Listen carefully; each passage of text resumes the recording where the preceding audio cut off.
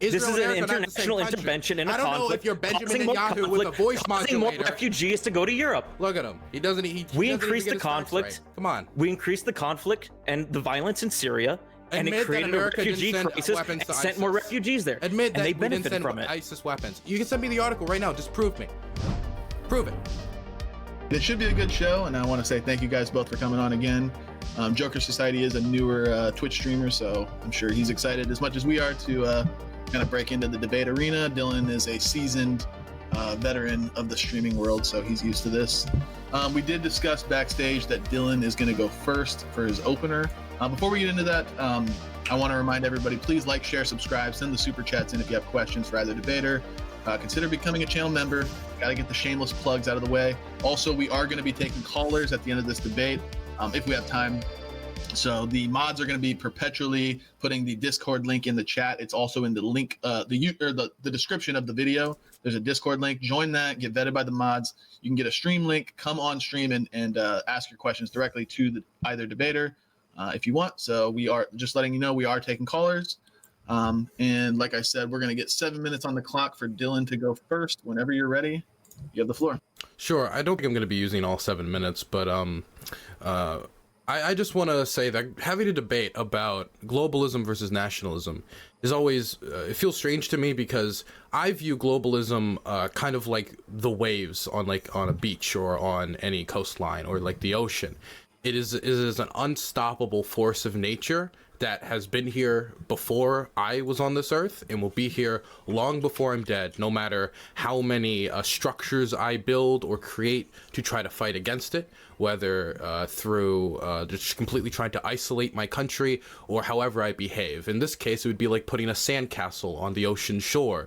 Nation states are actually quite, as in we view modern nationalism as an extension of, is a very recent creation. Globalism existed way before nation states, and there's a chance that it might exist way after nation states.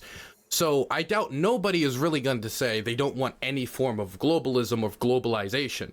Nobody's going to say the Silk Road was wrong, the Chinese hurt the world by introducing everybody to these new products and spices and silk. Nobody's going to say that. So I assume this conversation is not going to be we shouldn't have globalism at all. It's going to extend into the level of globalization and the level of globalism we should accept as a society. And personally, I'm a huge fan of international trade.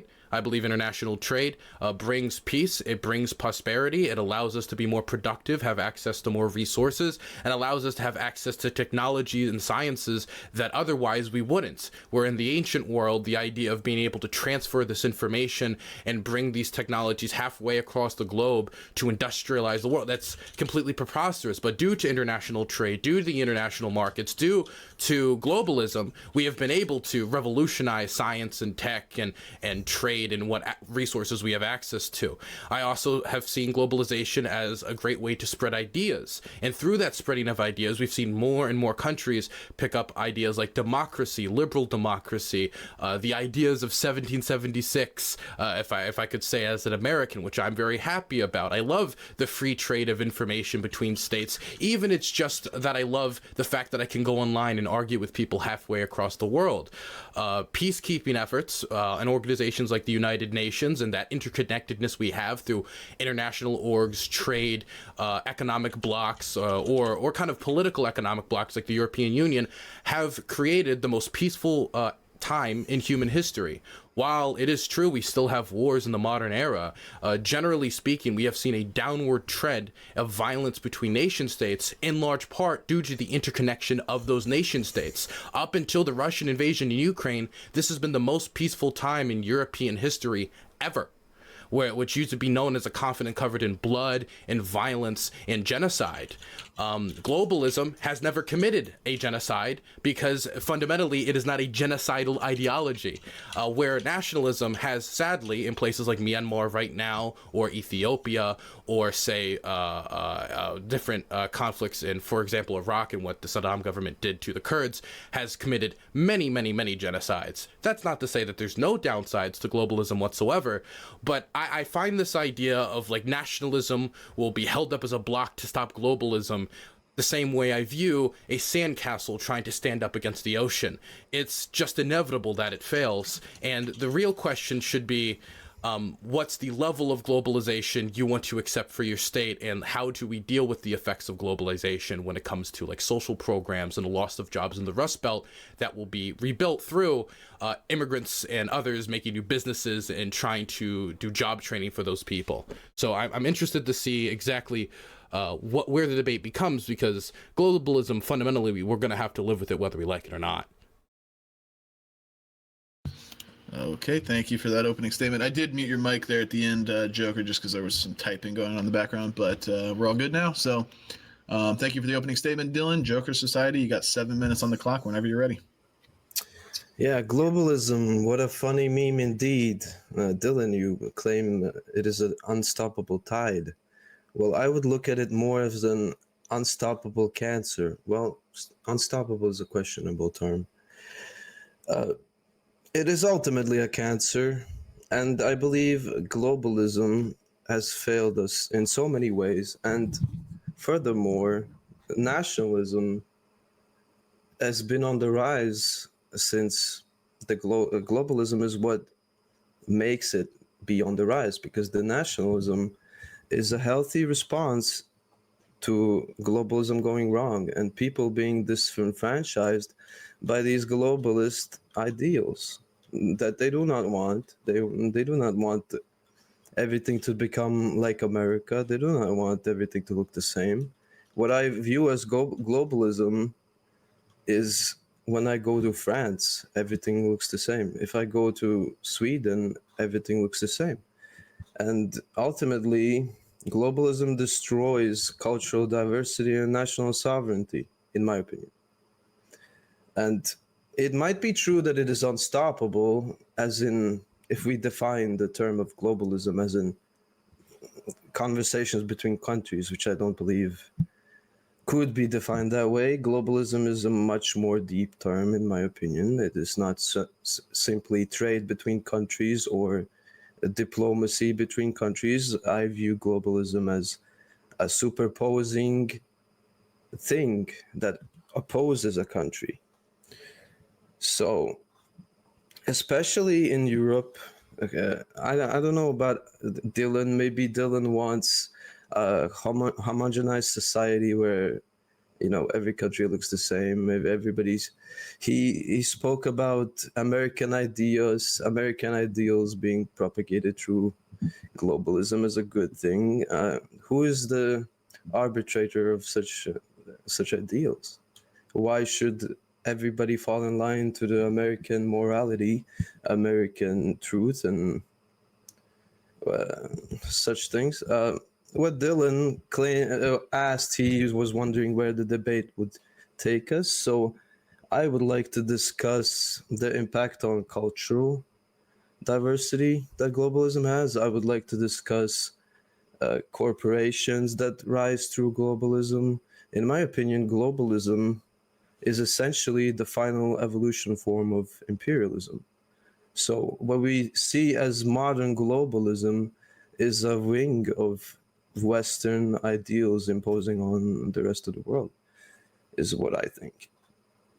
And on the topic of national sentiment growing each year, I think it's a healthy response to overarching globalist policies that people just do not agree with, especially in Europe. We see this lately in Italy. We have a nationalistic government elected.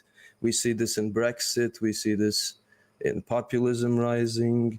It's clear that people do not wish to be told what to do. People want to govern themselves, and I think people are just fed up with globalism. I think globalism, a failed system.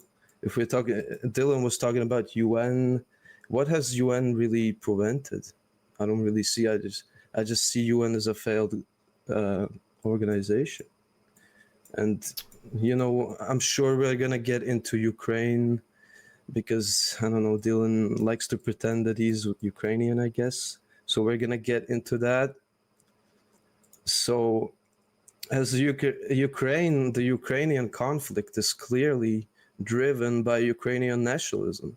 It is not driven by globalism from America. It is not driven by globalism from Europe. The brave people of Ukraine defending themselves, they have their national identity and future in their hearts. That is why they do it, right? And in the words of Zelensky himself, the United Nations Security Council is a failed structure. They failed in preventing Russia from advancing. It was the nationalism of Ukraine and rest of Europe, because the Europe countries are nationalistic, afraid of Russia's advances, so therefore they have stepped in to help. So I struggle to see how globalistic structures are actually useful in the modern world. It's just a detriment to me. All right, you finished there? You finished with your opening? Yeah. Okay, thank you guys for that. Before we get into it, people in the chat are begging to know, Joker, what is your accent? Like, what's your nationality or ethnicity? I don't want to dox myself, but I am Very little nationalism being showed right now. I am from a northern European country that is exceptional in its nationalism. It is taught to us. So that's why I'm so excited for this debate, because it is taught into our hearts since early ages that a nationalist society, I would define my country as a civic nationalist country. I'm more of a cultural nationalist myself, but nationalism is a very interesting idea here. It is not an evil thing, as Western propaganda would like to say. I think nationalism is a force for good. Okay. Yeah, like I said, thank you guys for those openers. I do want to remind everybody we are taking callers tonight. So at the end of the debate, get in the Discord, get the stream link. You can call in and ask either debater a question directly. And obviously, we're always taking super chat questions, so send those in as you see fit. All that being said, we're going to get into the open floor, gentlemen. Hour and a half is on the clock. So I think it seems like we're going to avoid the economic argument, because the economic argument for globalization is easy. It makes societies more productive. You have access to more resources. It seems that you want to avoid that, but I just want to make sure, like, off the bat, are we going to get a concession that, like, economically the globalist argument is very easy because globalization has raised human society to the highest level in human history through interconnected trade, technological research programs. All of these issues have brought us to a level of human development that the founding fathers would have gawked at in its amazement.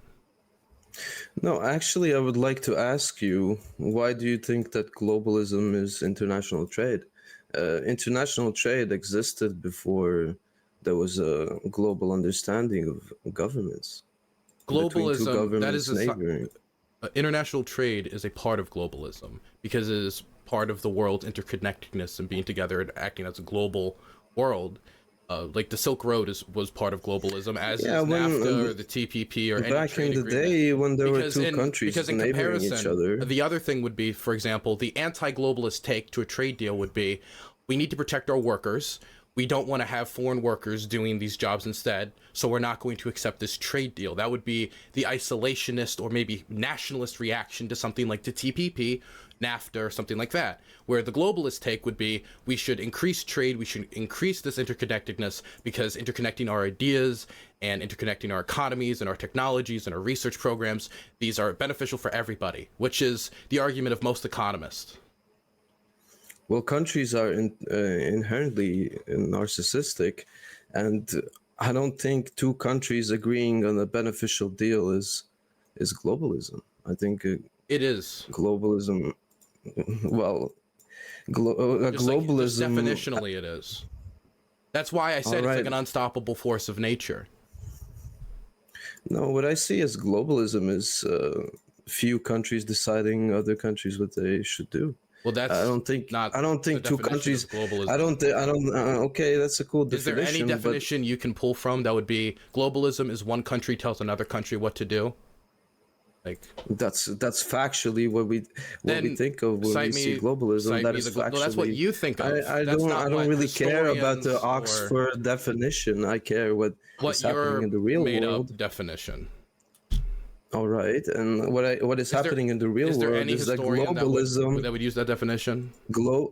is that globalism is used as a tool for the world powers to dictate. Well, actually, the Westerners, they are dictating for the world what to do, and I do not agree with you that two countries agreeing on a trade deal is globalism. Well, then It's you just don't know what globalism is. That is globalism. Definitionally, it's globalism. There's no So historian of any respect. if two nationalistic You gotta let me respond. There is no historian or expert in international relations that would tell you globalism is when one country tells another country what to do. Globalism is many things, including economic trade deal. Like, for example, the TPP was a globalist trade deal. Everybody called it a globalist trade deal. Why? Because it tried to interconnect the American economy more with Asian economies, which would have raised productivity in Asia, allowed our markets to intertwine themselves, which promotes not only peace and prosperity, but allows us to have more influence in Asia. That is globalism. The Silk Road was global. This is just globalism. Like, you can say that's the okay aspect of globalism. I'm fine with that, but that is globalism. Definitionally, it's globalism. All right, so can we move along from the actual things that are happening in the Sure. world? So instead if of, we both acknowledge that definitions? economically, globalism is good and is beneficial for states to intertwine their economies and Not trade in this necessarily way. always. Well, not in necessarily every. always. I'm not saying every trade deal is the perfect trade deal, but the more intertwined the world has become, the more productive, scientifically innovative, and all these positive things we like to see, like going to the moon, it has improved. Oh, the moon.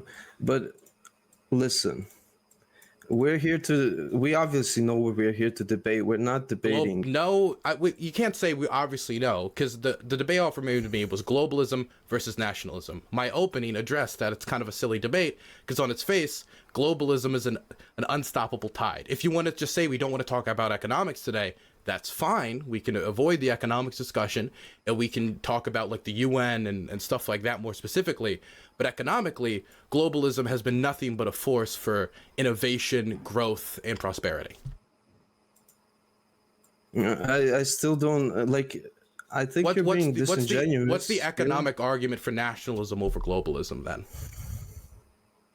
Well, because a nationalistic country in a trade deal serves its own interests first, instead of a collective. All countries will try to serve their own interests on the international stage when engaging in trade deals. But engaging in trade deals and allowing your country to be open up to these markets, that is globalism. There can be nationalists that engage in globalism. For example, Ho Chi Minh was a nationalist, hardcore nationalist, but he was also a communist who believed in like the global communist idea. He was also in a way a globalist. The way he traded was in a globalist way. This is also why I think nationalism is a lot of times silly, but like you can be a globalist and a nationalist. I mean, I think the nationalism is a little silly, but you can, as Ho Chi Minh did, as many other people did. Okay, for Fidel the Castro. sake of the debate, obviously we both know what we're talking about when we talk about globalism. We don't talk about two countries neighboring each other making a trade deal. We're talking about a global system of economic trade as well. Like trade between, like China, for example, that many people like point to as, oh, this is more nationalist power. They are very globalist. When you see their trade deals they're setting up in Africa and the new Silk Road and all this other stuff, that is globalism through and through. And they're doing it because they know it would benefit their country as well as the world in the long run. For us to be all economically more interconnected. That doesn't mean every single trade deal is the best trade deal in the world and we should do every trade deal. But like the more interconnected our world will become, the more peaceful it will become, because it'll be harder to fight wars against each other, and the more prosperous we will become. I disagree on that part. What does this have to do with the definition of globalism? What does trade have to do with the definition of globalism? No. What does your claim of everything's gonna get peaceful, or what The does that have world to do? has slowly gotten more peaceful over time as economies and nation states have become more interconnected, and globalism, like through organizations like the UN, offering third-party mediators like the UN offers and peacekeepers, has been successful. Not in every instance, but in many instances, higher than it was before, been more successful in stopping the spread of civil wars, stopping the spread of conflict, and mediating the end of conflict. For example, since the end of the Cold War, the UN has done 16 UN peacekeeping missions and civil wars across the world. 11 of those, they successfully finished their mandate, and those nations have not broken out into more war. That is the success of the UN. Like in the Ivory Coast, where they disarmed, I think it was like 70,000 extremists who were going to use those guns to murder people through peace agreements that they did in the Ivory Coast. Not to mention the institutions they built and the aid they delivered that saved countless lives. That isn't to say the UN's perfect. They engaged in some horrible behavior in places like Haiti before, but the UN was very clearly, and I'm not the only person who believes this. I can cite you studies if you want from like Princeton and other universities showing that the UN being involved in conflict decreases the amount of casualties, helps refugees, helps displaced people, and decreases the odds of a war breaking out or re-breaking out after they mediate a resolution. I think the UN, the biggest problem with the UN is the Security Council, which we both seem to have a problem with, and the fact that it doesn't have enough power and enough funding. Oh no! It needs to get less. It needs to be abolished. I do enjoy the Western splaining. Thank you very much about that. I don't know if I offended you in some way. I'm very sorry, I guess. Oh no, it's fine. You Westerners been doing it for 100 years. It's okay. Well, maybe you still have more to learn.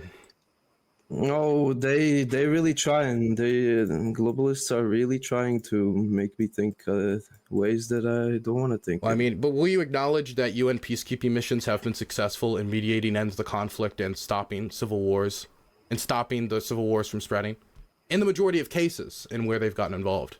11 out of 16. I would not. No, I mean, just statistically, it's true. 11 versus 16. Just statistically, that's true, right? Like that is a bigger number. Thank you. Well, no, no, you don't understand. 16 civil wars. They helped bring an end to 11 of them. That's a pretty good ratio, considering also the UN is only getting involved in the worst cases. They're not getting involved when one neighbor shoots another. It's when there's genocide and just the worst atrocities of man. That's when they get involved. And considering the conditions, I think they've been generally successful. In the places where they weren't as successful, like Yugoslavia, it was due to a lack of authority. They had to intervene during genocides at Srebrenica. Well, they really dropped the ball in Rwanda in 1994. Yes, because they didn't have enough power and they weren't there. They didn't stay present. That's my argument. We need to have these institutions have more power so they can act. Well, I mean, you could say that about cops, where cops didn't act, and you would say, see, that's why we shouldn't have police, is because in this instance they didn't act. No, the police should have acted in that instance, and maybe if they had authority to act in that instance, that could have been stopped. Same thing is true about the UN. Wait, you're for cops? You want more governance? You want more militarization? If there's something stopping a cop from stopping a murder, I do think that should be removed as long as it doesn't violate everyone's civil liberties. What civil liberties would have been violated by the UN getting more involved in stopping what was going on in Rwanda? It could have only saved lives. Who's deciding for UN what's right and wrong? I mean, probably a UN Council vote combined with maybe a Security Council vote. But I have a problem with the Security Council. My camera keeps going out. It might just have to stay like that. That's all right. Oh, that's quite okay. Sad. I would love to see your face. It's quite a square image. Okay. It's quite distracting, if I'm honest. Many men think my face is distracting. Not if you catfish people. Anyways, yeah, I mean. But do you acknowledge this is your season? What? Do you acknowledge that the majority of these interventions have been successful to that capacity? Like, I'm just 11 out of the 16. Like that's a high success rate considering the conditions they're working in. Most people concentrate on Mogadishu or other instances like that where they fail because, of course, that gets more press, gets more attention than them disarming rebels, because that's how the press operates. The press is not completely honest when they cover these and the amount they cover one instance over another instance. I assume probably you're an anti-establishment guy. You would also have the similar problem with the press. That is true. I acknowledge that 11 is more than half. 11 divided by 16 is more than half. So these conflicts have all been in a similar scale, if you could help me. Some of them vary in scale. The things that make it, when it's on a larger scale, it's going to be more difficult because, again, the UN, a big part of it is because the UN security, a lot of people think the UN is like a big money machine that sucks up all the funds of the world. When you compare the amount of money, no, I would think it's a useless machine that imposes if you their underfund will on other something, countries. it's not going to be that effective. But considering the lack of funding they've gotten and that they've been successful in 11 out of 16 of these interventions, I think that shows, even with the like skin and bones that we give them, the just the scraps off the plate, they've still been effective. That shows they're actually a lot more cost effective than, say, direct military intervention that we've engaged in say, Afghanistan or Iraq. Again, I do acknowledge that 11 divided by 16 is a bigger number than 50%. So why are you saying it's useless? You're not. If you're acknowledging you're that not quantitizing the scale of these. Well, I've given you one. They for solved. example, Ivory Coast. They solved 11 easy ones, and then they dropped 5 hard ones. Like, what does that tell me? Well, that tell me tells you anything? that they've worked. Even if you say it's 11 easy ones, the conflict in the Ivory Coast wasn't quote unquote easy. The conflicts that they've dealt with, like I've said before, they're dealing with these conflicts when it gets to the worst state. What I think the UN should be involved in is more preventative action, but they do usually responsive action, where the genocide starts and then they get involved. Not the genocide's beginning to start and then they get involved, but it starts and they get involved.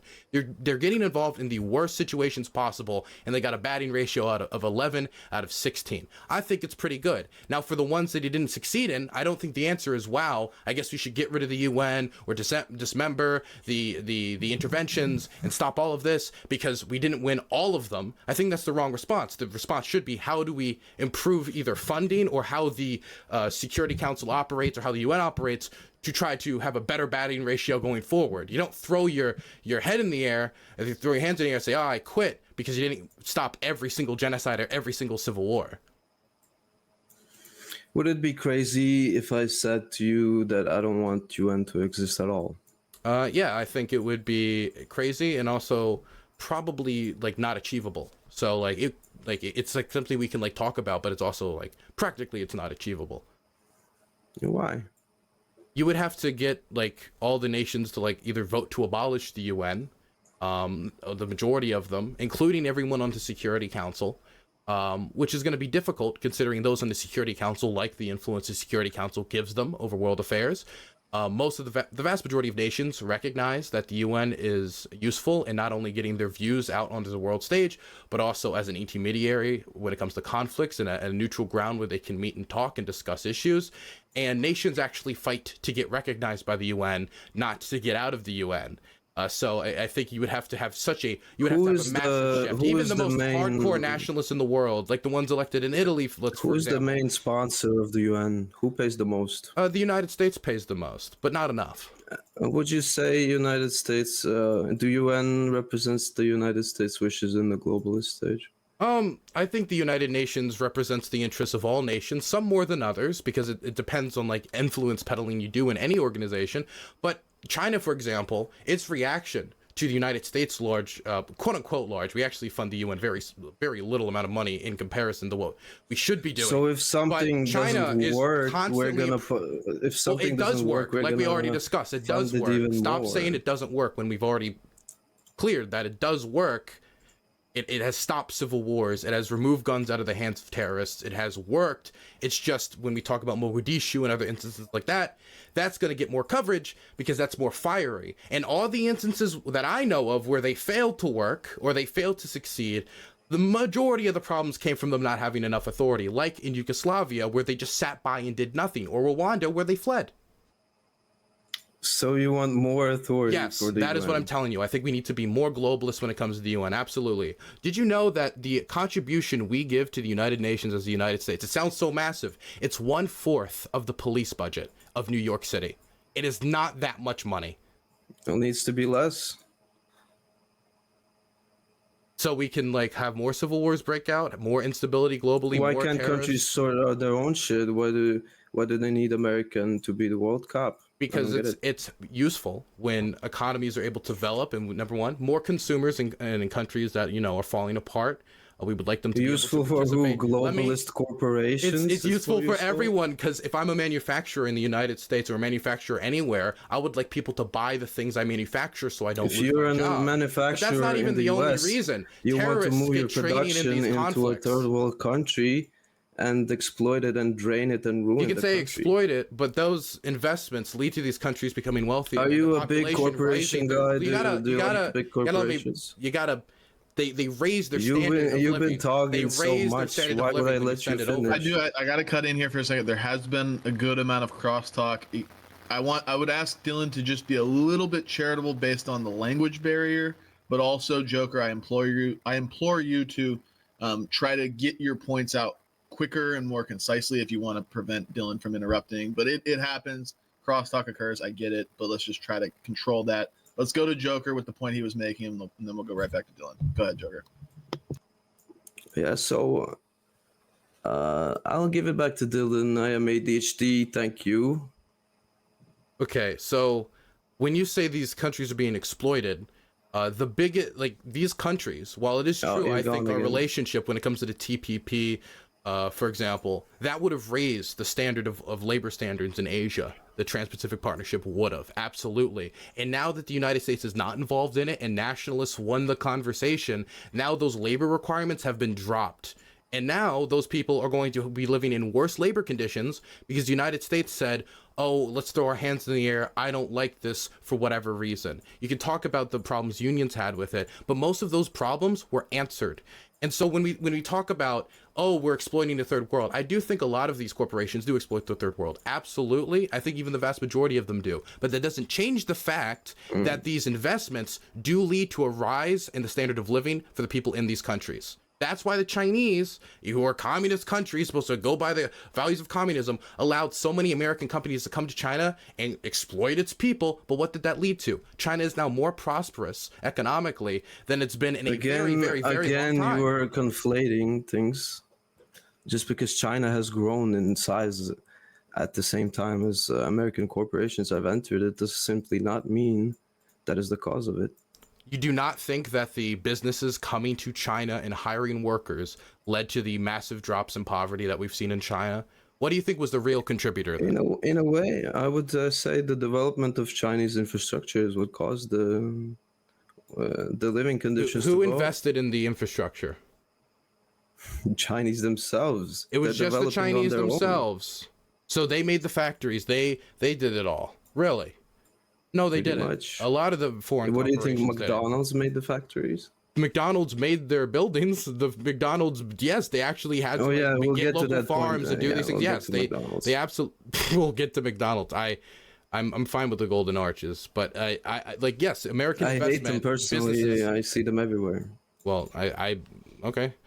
Businesses invested in China, they invested in infrastructure, and that investment turned out to be extremely beneficial for the Chinese. There's a reason why the Chinese wanted that American investment, and it was useful. And it wasn't just American investment, it was European investment as well. It was investment from all around the world. And it was very useful in dragging millions upon millions of Chinese people out of poverty, because globalization and trade is useful for not only fighting against poverty, but also fighting against, like I talked about earlier, I didn't get to this, but fighting against conflict and war. The more interconnected you are with your neighbors, either in organizations like the European Union or economically, the least likely you're going to invade them and have to fight a war with them, because you don't want to lose access to the resources, and you don't want the international backlash that's going to happen to your economy through sanctions and other repercussions that is happening, for example, to Russia right now, and to other countries who have tried to break out of the mold, and it has done nothing but led to them feeling negative repercussions of that.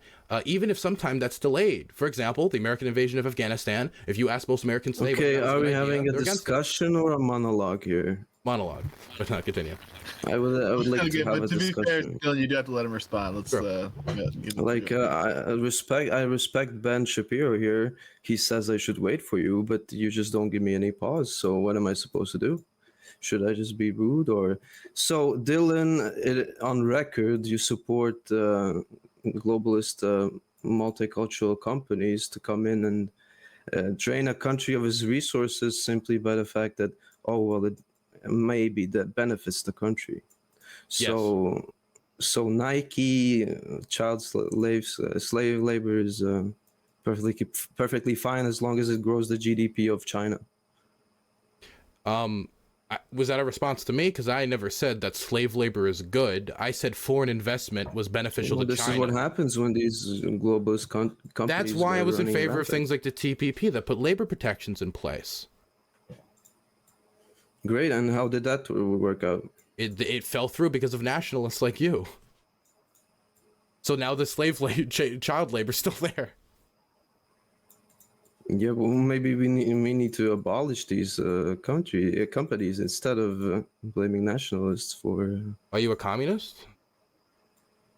No, I would like to say more of a totalitarian, but. Okay, well, I don't think the solution is just abolishing all the companies. I think that if the government tried to do that right now, that would lead to untold economic chaos, millions of people losing their jobs, and I don't think the government has the employees or the ability to replace all these gigantic companies who have specialized staff, training, and they know how to run the operation.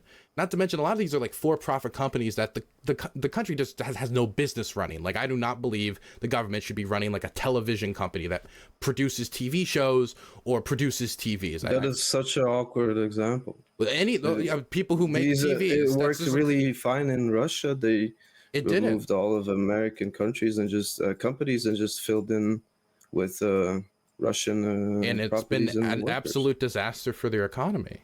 We've seen in Russia, from these sanctions and all these companies leaving, they've lost what, like 500 to 800,000 people who have fled because their jobs went away or they didn't want to get drafted. There was I think an 80 to 90% decrease in people buying like automobiles. And the automobile industry completely caved down. Their inability to import foreign parts has crippled their aerospace programs, and most certainly their airlines, which have grounded over 40% of their flights. We've seen a reduction in GDP. They just don't have the resources or technological know-how or the infrastructure in place to replace all the companies that have fled or all the things they can no longer access. It's been a disaster for them. That's great. So you're underlining the bullying of globalists. Well, sanctions, it's not bullying when they invaded them. They invaded another country, and then the world and a lot of the nations they trade with, in Europeans, were scared of that. Estonia, Latvia, Lithuania, they see that Russia invaded a country using a justification they could easily apply to them when it comes to, like, these are artificial states created by the Soviet Union. They reacted as you would expect them to react, saying, we no longer want to subsidize your war effort and buy products that are going to be used, or sell you products that are going to be used to kill Ukrainians, like the high-tech stuff that they put in missiles, which they can no longer access. The Russian tech industry has been caved out. I think it's like a 60% reduction in the tech industry in Russia. It's absolutely a 60% reduction in GDP. That is, the war has been nothing but negative for the Russian economy. And has Russia exploded, or are they doing fine? They're doing very bad. They're not doing very well right now. If you would have asked the average Russian, so why are they just chugging along? They're not. What do you mean just chugging along? If somebody told me tomorrow, it's been a year since everybody told Russia's gonna explode. Nobody said Russia's gonna explode. But it just seems they're just. What does that even mean? More stronger and stronger. It's not. It's becoming weaker and weaker. It's supposed to be the second most powerful country on the planet, and they can't take a city of 20,000 people in Bakhmut. right? They are not becoming stronger and stronger. They're actively becoming weaker and weaker as their military capabilities is caved Because the down. globalists are pumping in resources. Yeah, into because Ukraine. globalism is an unstoppable tide. Like I said it, they should just give up. Exactly. No, because the UN is a tool for United States, and the United States the is UN have fighting to a do with proxy this? war. The UN has done The nothing to Europe- stop this war, or have been involved in this war really at all, Europe, besides which is grain under the shipments. boot of US. Europe and US is pumping resources into Ukraine because US is fighting a proxy war with Russia through Ukraine. You say that they're under the boot of the US, but if you ask the Poles or the Estonians or the Latvians or the Lithuanians, they voted to be part of NATO. In fact, they didn't vote to be part of NATO. I'm going to say it in the rudest way possible. Their governments got on their hands and knees and begged to be part of NATO because they knew that an American and European defensive shield would protect them once the Russians woke up again and said, hey, time to be Russian. And they started invading their neighbors again, which they did in Georgia, Chechnya, and now in Ukraine. Like, globalism has been And nothing but now, beneficial for Eastern Europe. everybody is criticizing Europe since it's, well, what I like to call the Soviet European Union, which is Wow. oppressing its constituents and telling member countries to what to do. And the anti-EU sentiment has been the highest it's ever been. And I don't think that's going to You stop. can talk about Brexit if you want, because people can be anti-EU or their sentiment can raise against the EU. That doesn't mean the EU is not necessarily good or bad for you. People can be wrong about things, right? There's been many things that the majority of people No, have been the wrong EU about. is necessarily bad for countries that want to make their own decisions. So why is it that there's so many countries like Turkey and Ukraine that are fighting so desperately be in the EU? In Ukraine, you could say, well, you know, access to the markets. Because for they their are people. bribed. Because they are bribed by the Bribed. higher GDP countries like They're France bribed. and Turkey is bribed. Germany. Yes, because they're gonna get resources. But it's from France these and Germany countries. that It's is a bribe. wait. France and Germany are the countries actively stopping Turkey from joining the European Union, yet they're being bribed by the German and the French to join the EU. They want the money. Obviously, they want the resources. Obviously, France why and don't Germany they bring doesn't them wanna in? Give them. No, they Because don't. they don't want to give them the money. They don't want them in the Turkey's EU. not a strategic Mostly, point enough. no. The reason they keep Because getting Turkey stopped is is because of poor. their issues with, you know, free press, democracy, and human rights. This is the main reason cited by these governments. The European Union would love Yeah, and to have you're access gonna to help the my Turkish point economy. here. Yes, exactly. so exactly that Turkey is being influenced by the fact that they could have access to better economics, globalized economics, to be more protective of the press and more favorable towards democracy, which I think are good things, and I think it's No. fine for organizations to promote those values. No, Turkey is forced to adopt Westerner moral ideals. They're not what do you for a mean monetary forced? gain. What does that mean? Okay, I'm sorry. When you What say do you forced, okay? What do you what's think gonna is happen? what a What's gonna bribe happen if is? Turkey What is a doesn't join? bribe? Wait, no. Even a bribe isn't forcing anyone. If I came up to you and give you $5,000, I didn't force you to do anything if you take the money. But again, the Turks aren't being bribed to join the European Union. They are. That is being, literally the wait, no. definition of a bribe. Okay, You're so forcing somebody to do something. we're not because they're forcing down them. bad. How are we forcing them? By offering economic prosperity and trade. If that's forcing, then every trade deal is at gunpoint through economic coercion. That's how trade, that's how capitalism, that's how human exchange works. That's the basis of economies.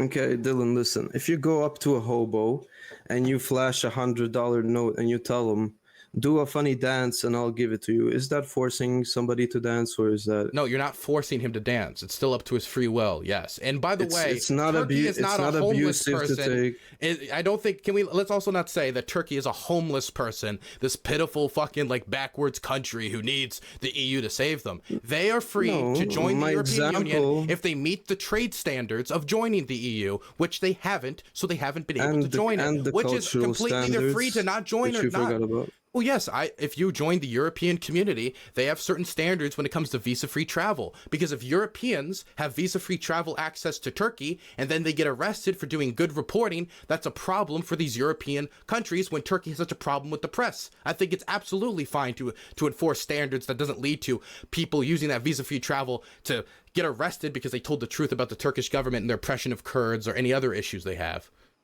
Okay, Dylan, what is coercion? What is coercion? If you're going to say it's coercion, I just don't care even if it is, because every trade deal could be then considered coercion.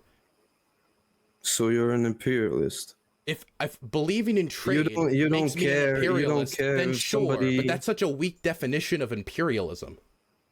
No, you have your own moral standards, and you're willing to impose them on others. That's To join the imperialism, right? agreements and deals that we're a part of, yes. If somebody wanted to join America, right, like become a state, do you think it would be crazy for us to say, well, if you want to join America, you have to follow American laws, you have to follow American values because this is our country? Or would that be evil imperialism for Americans to say you would have to follow American laws to join America? If you want to join the European Union, nobody's holding a gun to Turkey's head saying join the European Union. Turkey's a very powerful country with a lot of influence. They want to join the European Union because they want the economic benefits. It's up to them if they're willing to make the compromises necessary to join a European Union of their own free will. Okay, let's say Let's say Canada joins the United States, and in 10 years, the United States shifts their moral standards and what they ask of their neighbors, and so they're gonna suddenly decide that let's say we're gonna put on sanctions for your anti-LGBTQ laws. Okay, so isn't that coercion? You're gonna impose your will on the states, or should states have a free right to choose how to govern themselves? Are you, like, when you say states, do you mean nation states or American states? Well, we're talking about America here. Okay, well, Canada would be a state in this scenario. If Canada decided to break federal law and start violating what is federal law when it comes to, say, gay marriage or stuff like that, then I do think there should be penalties for violating the law. Law and order, baby. Like, I mean, yeah, if you break the law, you get penalized. Yeah, government is inherently coercive. If you're a totalitarian, you should know that. Well, what I'm Laws getting are inherently at coercive. here is Are you against laws? Are you an anarchist? Partly. What I'm getting at here. You said you're a totalitarian anarchist. Okay. How does that work? No, pivot harder, please. Wait, no, I'm not pivoting. It's just that earlier you said you were totalitarian. Now you're saying you're an anarchist. What's a totalitarian anarchist look like? Fantastic. So you want the government to have a ton of authority, but also, never mind, don't have all the authority. It should be with the people and an individual level. Fantastic. Can we go along with the point that I was can we not pivot? Thank you. It's not even a pivot. You said both of those things in this conversation. That's great. We can talk about me in the after show all you want. Can we discuss globalism? And sure, I'm happy to discuss globalism and nationalism. I'm gonna step in here again. I think part of why it appears that Dylan may be steamrolling the conversation, or you could say pivoting. I'm not making a judgment on that. Okay. I think what you need to do, Joker, is you actually need to assert what you are defending when it comes to nationalism and make an argument for why that's actually favorable to the globalist state that Dylan wants here. I think the burden is on you to actually make an argument. We can do like they do in boxing, and we can have like a few minute times out, so like a coach can come in and like give some advice if we want to do that. But like do you want to do that? Is that we can do that if you want. Well, no, I do want to give Joker the floor here to just argue what you mean when you say nationalism is better than globalism, and actually make the argument for that. That way you're not kind of constantly on the back foot from Dylan. Exactly. Yeah. Exactly. So I believe that the world is better run when it's run by nationalistic, happy governments that cooperate with each other, instead of a overarching superpository above country organization. So what do you think should be done about genocide? Let's say Myanmar starts genociding the Muslims like they're doing right now. Do you think the world has any moral culpability to do really anything to stop it? Do you at all? Well, if it's in their best interest, they can stop it if they want. Well, the government doesn't necessarily serve the interests of their people all the time. It was not in the interests of the people of Myanmar for them to expel 750,000 Rohingya Muslims, but they did it because of their hardcore nationalism. And that's another point I'd like to emphasize, that nationalism has been the cause of the worst genocides in human history, where globalism has never caused a genocide. And I do think that globalism inherently kind of like pats down upon those, like pushes down upon those things, upon those genocides. It was, I mean, the 18th century and the 19th century when nationalism really came about is some of the like bloodiest parts of human history when the nation state was being created. I just think it's quite retarded what you're saying. Really? Pardon my French. You're saying nationalists are the ones doing the genocide. Yes, absolutely. Like in Germany or in Myanmar or in Ethiopia. Yes. Okay, Dylan. Okay, we gotta let Joker explain why. I understand you think it's dumb, Joker. He laid the charge on you that nationalists are causing genocide. So I think it's fair that you have to correct that record if you disagree with that. If you think it's retarded, you have to be willing to correct that record. Of course. And So be charitable and let him explain. so in Germany, just because it's a National Socialist Party, were they socialists? When were the Nazis socialists? Just because you call a thing something, it just doesn't really make them nationalists. They were more of imperialists. Hitler wrote in Mein Kampf that he doesn't believe in sovereignty of other states. So how is that a nationalist thinking? Is that okay? Can I respond? Okay. So Yes. nationalism is definitely a very strong part of Hitler's ideology. He was an ultra-nationalism. Fundamental in Nazi ideology was nationalism, this belief in the German nation state and the German people and the strength of the German culture and all these things that are so great, so amazing. And he was so great in his mind that he had to expand it through Lebensraum and invading other nations. Nationalists can be imperialists. For example, Vladimir Putin. He is a nationalist. He is openly admitted a nationalist, and he's invading Ukraine in an imperialist war to try to get access to Ukraine's resources, try to get access to bases that are beneficial to him, and because he believes in this idea, or at least the nationalists around him believe in the idea of Novorossiya, this idea of Greater Russia. And that is nationalism. So you can be a nationalist and an imperialist. I don't think those two things are contradictory. Like maybe you have a specific type of nationalism that is isolationist, but Let's let him respond. Let Joker respond. Thank you, Dylan. You really like to talk. I know. I understand. I try to add the substance where you lack it. You know. Oh, I do disagree. I think you're just babbling a little bit here. Maybe you're a little bit ableist, trying to take advantage of my ADHD. So, Or something nationalist. Yeah, of course. I'm not the one with the square face. Anyway, nationalists. Just because some nationalists have done something wrong in the past doesn't make them, like, every single nationalist evil. Would you agree that globalists have done fucked up shit in the world history? Of course, but globalists don't. So are all globalists evil, such as the Nazis? I don't nationalistic in their evil? Well, I don't think every globalist is evil. My claim wasn't that every single nationalist. So is why evil. are you claiming Why that you all even- nationalists are evil? Just finish Why is talking and tell me when nationalism? I can respond.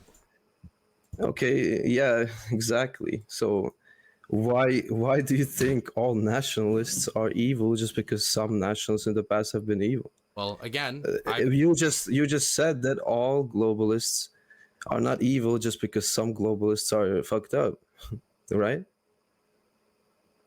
I never said that every nationalist is evil. My point was that genocide and racism and these things that lead to genocides, like in Myanmar, Ethiopia, Germany, Turkey, Russia, or any other country that has had hardcore nationalists, the most strong and the biggest historical examples, the most prominent historical examples you can point to of hardcore nationalists taking power, many of them have descended into genocide through their ultra-nationalism, because of their ultra-nationalism, because they let it take over themselves, and they started saying, well, these Kurdish people, that's fucked. That's against the Turkish state. They're not Kurdish. They're Mountain Turks. We need to Okay, so enforce you're talking about ethnical nationalism here. Yeah, yes, this is a form of nationalism, like I said. And so I'm not saying every nationalist is evil, but I'm saying genocide and these types of horrific crimes seems to be a problem of many nationalist leaders and nationalist movements all across the world.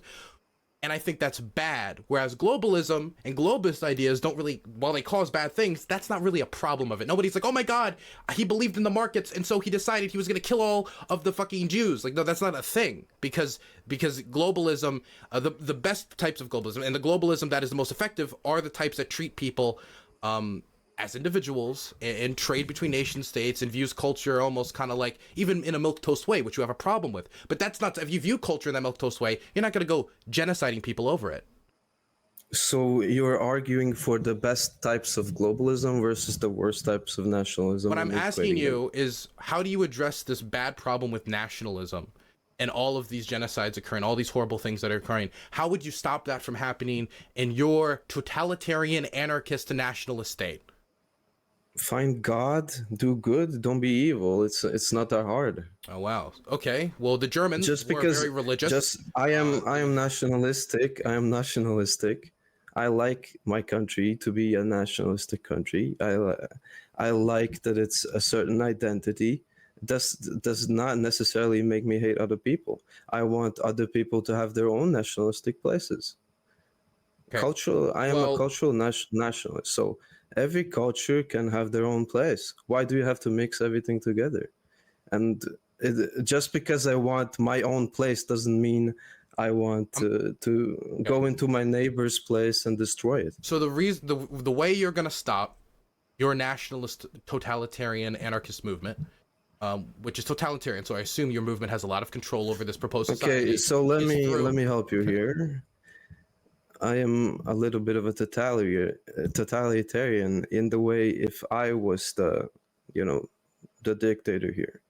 And an anarchist is more of a, because governments are fucking retarded.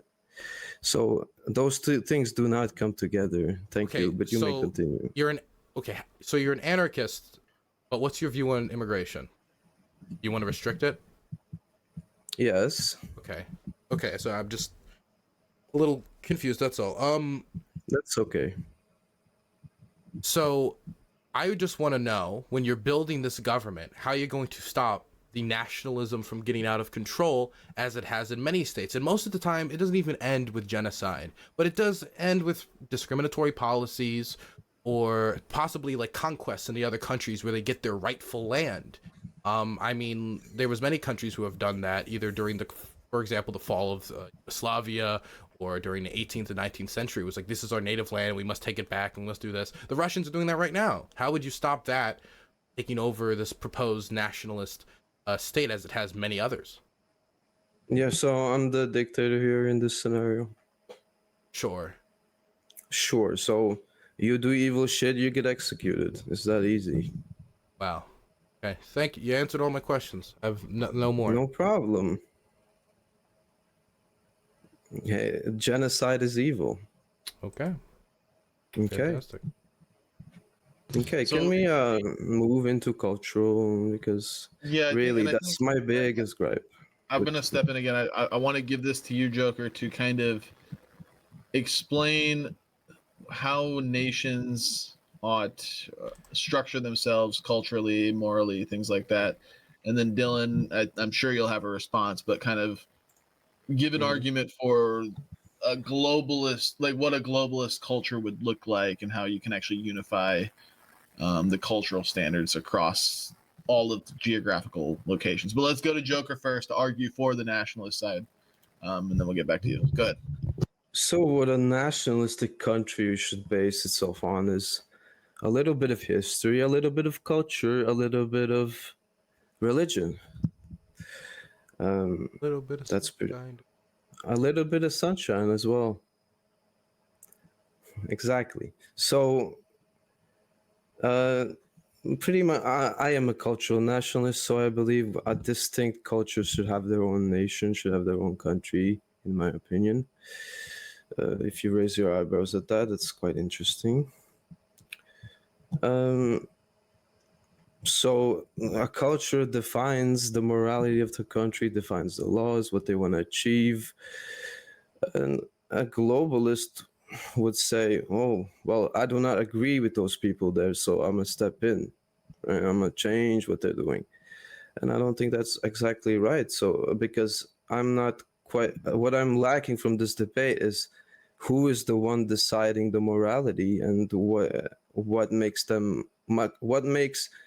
the leading so the UN is run by America, right? American morality is dictating what the UN does, basically. So why is U.S. Morality better than the rest of the world? And If the U.S. controls the UN, why was the invasion of Iraq not a UN intervention? well, wanted they it to wanted be. to really, They they didn't want it to really be, but it wanted that. wasn't. They really wanted that oil. They really wanted that oil. I But don't no, think I'm asking, if they control the UN, can why harvest didn't the oil. UN give them the thumbs up and approve it? Well, because they had to create 9/11 and Okay, please, everything like that. that was fucking completely incomprehensible. What does that even mean? What do you mean they had to create 9/11? That's why. So the UN how what would does that even mean? how would the UN distribute the UN oil could of make it a Iraq UN into the peacekeeping US? mission, or the UN can endorse a mission, like they did, for example, in Libya, or like they have done in Haiti or other countries. Well, it wasn't a peacekeeping mission. It was an act of war. So okay, but They the were thing in is, that war with a Iraq. UN intervention can be approved. For example, the liberation of Kuwait was a UN mission that Russia and China let happen because they were like, yes, actually Saddam invading Kuwait and messing with the markets as he has, we are against that. We have no problem to endorse that, so we're going to abstain and let this happen, right? They didn't do that when it came to Iraq, when it came to the actual invasion of Iraq and the removal of Saddam, because they have influence over the UN Security Council. Russia could stop something by just saying no, because they have veto power. So the idea that the UN is controlled by the United States because the United States gives the most money to the UN, China is actively increasing the amount of money they're giving, and we don't even contribute the most peacekeepers. I think And that's they're like going to take Bangladesh. more control as a result. China But will have for more now, it's the influence, US. but the United States does not have complete control of the UN, like you said, because the UN will not approve many of They have the America's majority of intervention. influence. What does that even mean? Maybe like a plurality compared to other countries, but I don't think they have majority influence over it. You They're said- one seat. you Wait, said you asked me a Chinese question. influence is gonna You asked me a rise. question. I'm answering it. They're one seat on the UN Security Council and one seat when it comes to the General Assembly. They just don't have enough power alone to do this much. For example, Israel. Look at the UN votes on Israel. The biggest countries that back Israel is America and sometimes Australia, because Australia likes America. But the UN America Security vetoes Council, the shit out of anything. yes, it against does, Israel. because that's but that because power that is is also an given American to Russia. interest, and they're Okay. controlling UN.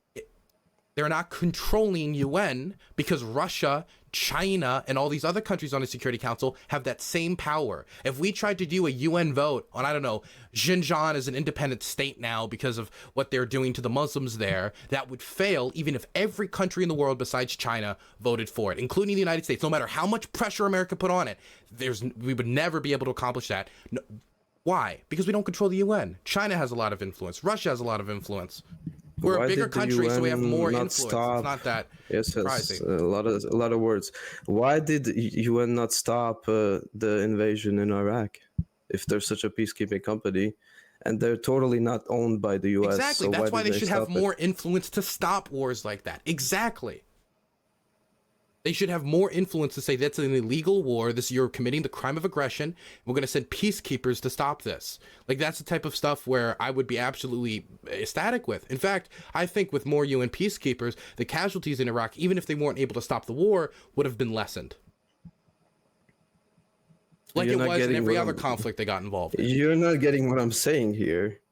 The UN didn't do anything Exactly, in Iraq that's the because problem. it is They should have run by gotten involved. US. It- No, exactly. But no, because no. The UN couldn't stop it is- any power that large from invading another country. The UN hasn't done anything about Russia invading Ukraine. Does that mean Russia controls the United Nations? No, it means That they have a lot of means UN is influence because of their pretty veto useless. power. So America's useless, but they control the UN. They're so pathetic and so unable to do No, anything to stop America's very Russia. But they're powerful. The also UN is they pretty useless. control the UN. Like, UN is pretty useless in defending any other interest than the Western sphere, is what I think. so what do you think its mission in the Ivory Coast when it like de-armed all those extremists, like that was useless, even though that saved lives, or the other 10 operations they did in countries fighting civil war, which have not returned to civil war, and they were successful in executing their mandate? Was that all useless? No, it's very useful in supporting the pro-Western governments It's that have been useful in established stopping in these murder places. and genocide and slaughter. Like, these are countries that were in complete chaos. Okay, just because it's a civil war doesn't mean it's a genocide. I I didn't say all of these were genocides. but genocides were a problem in many of these conflicts.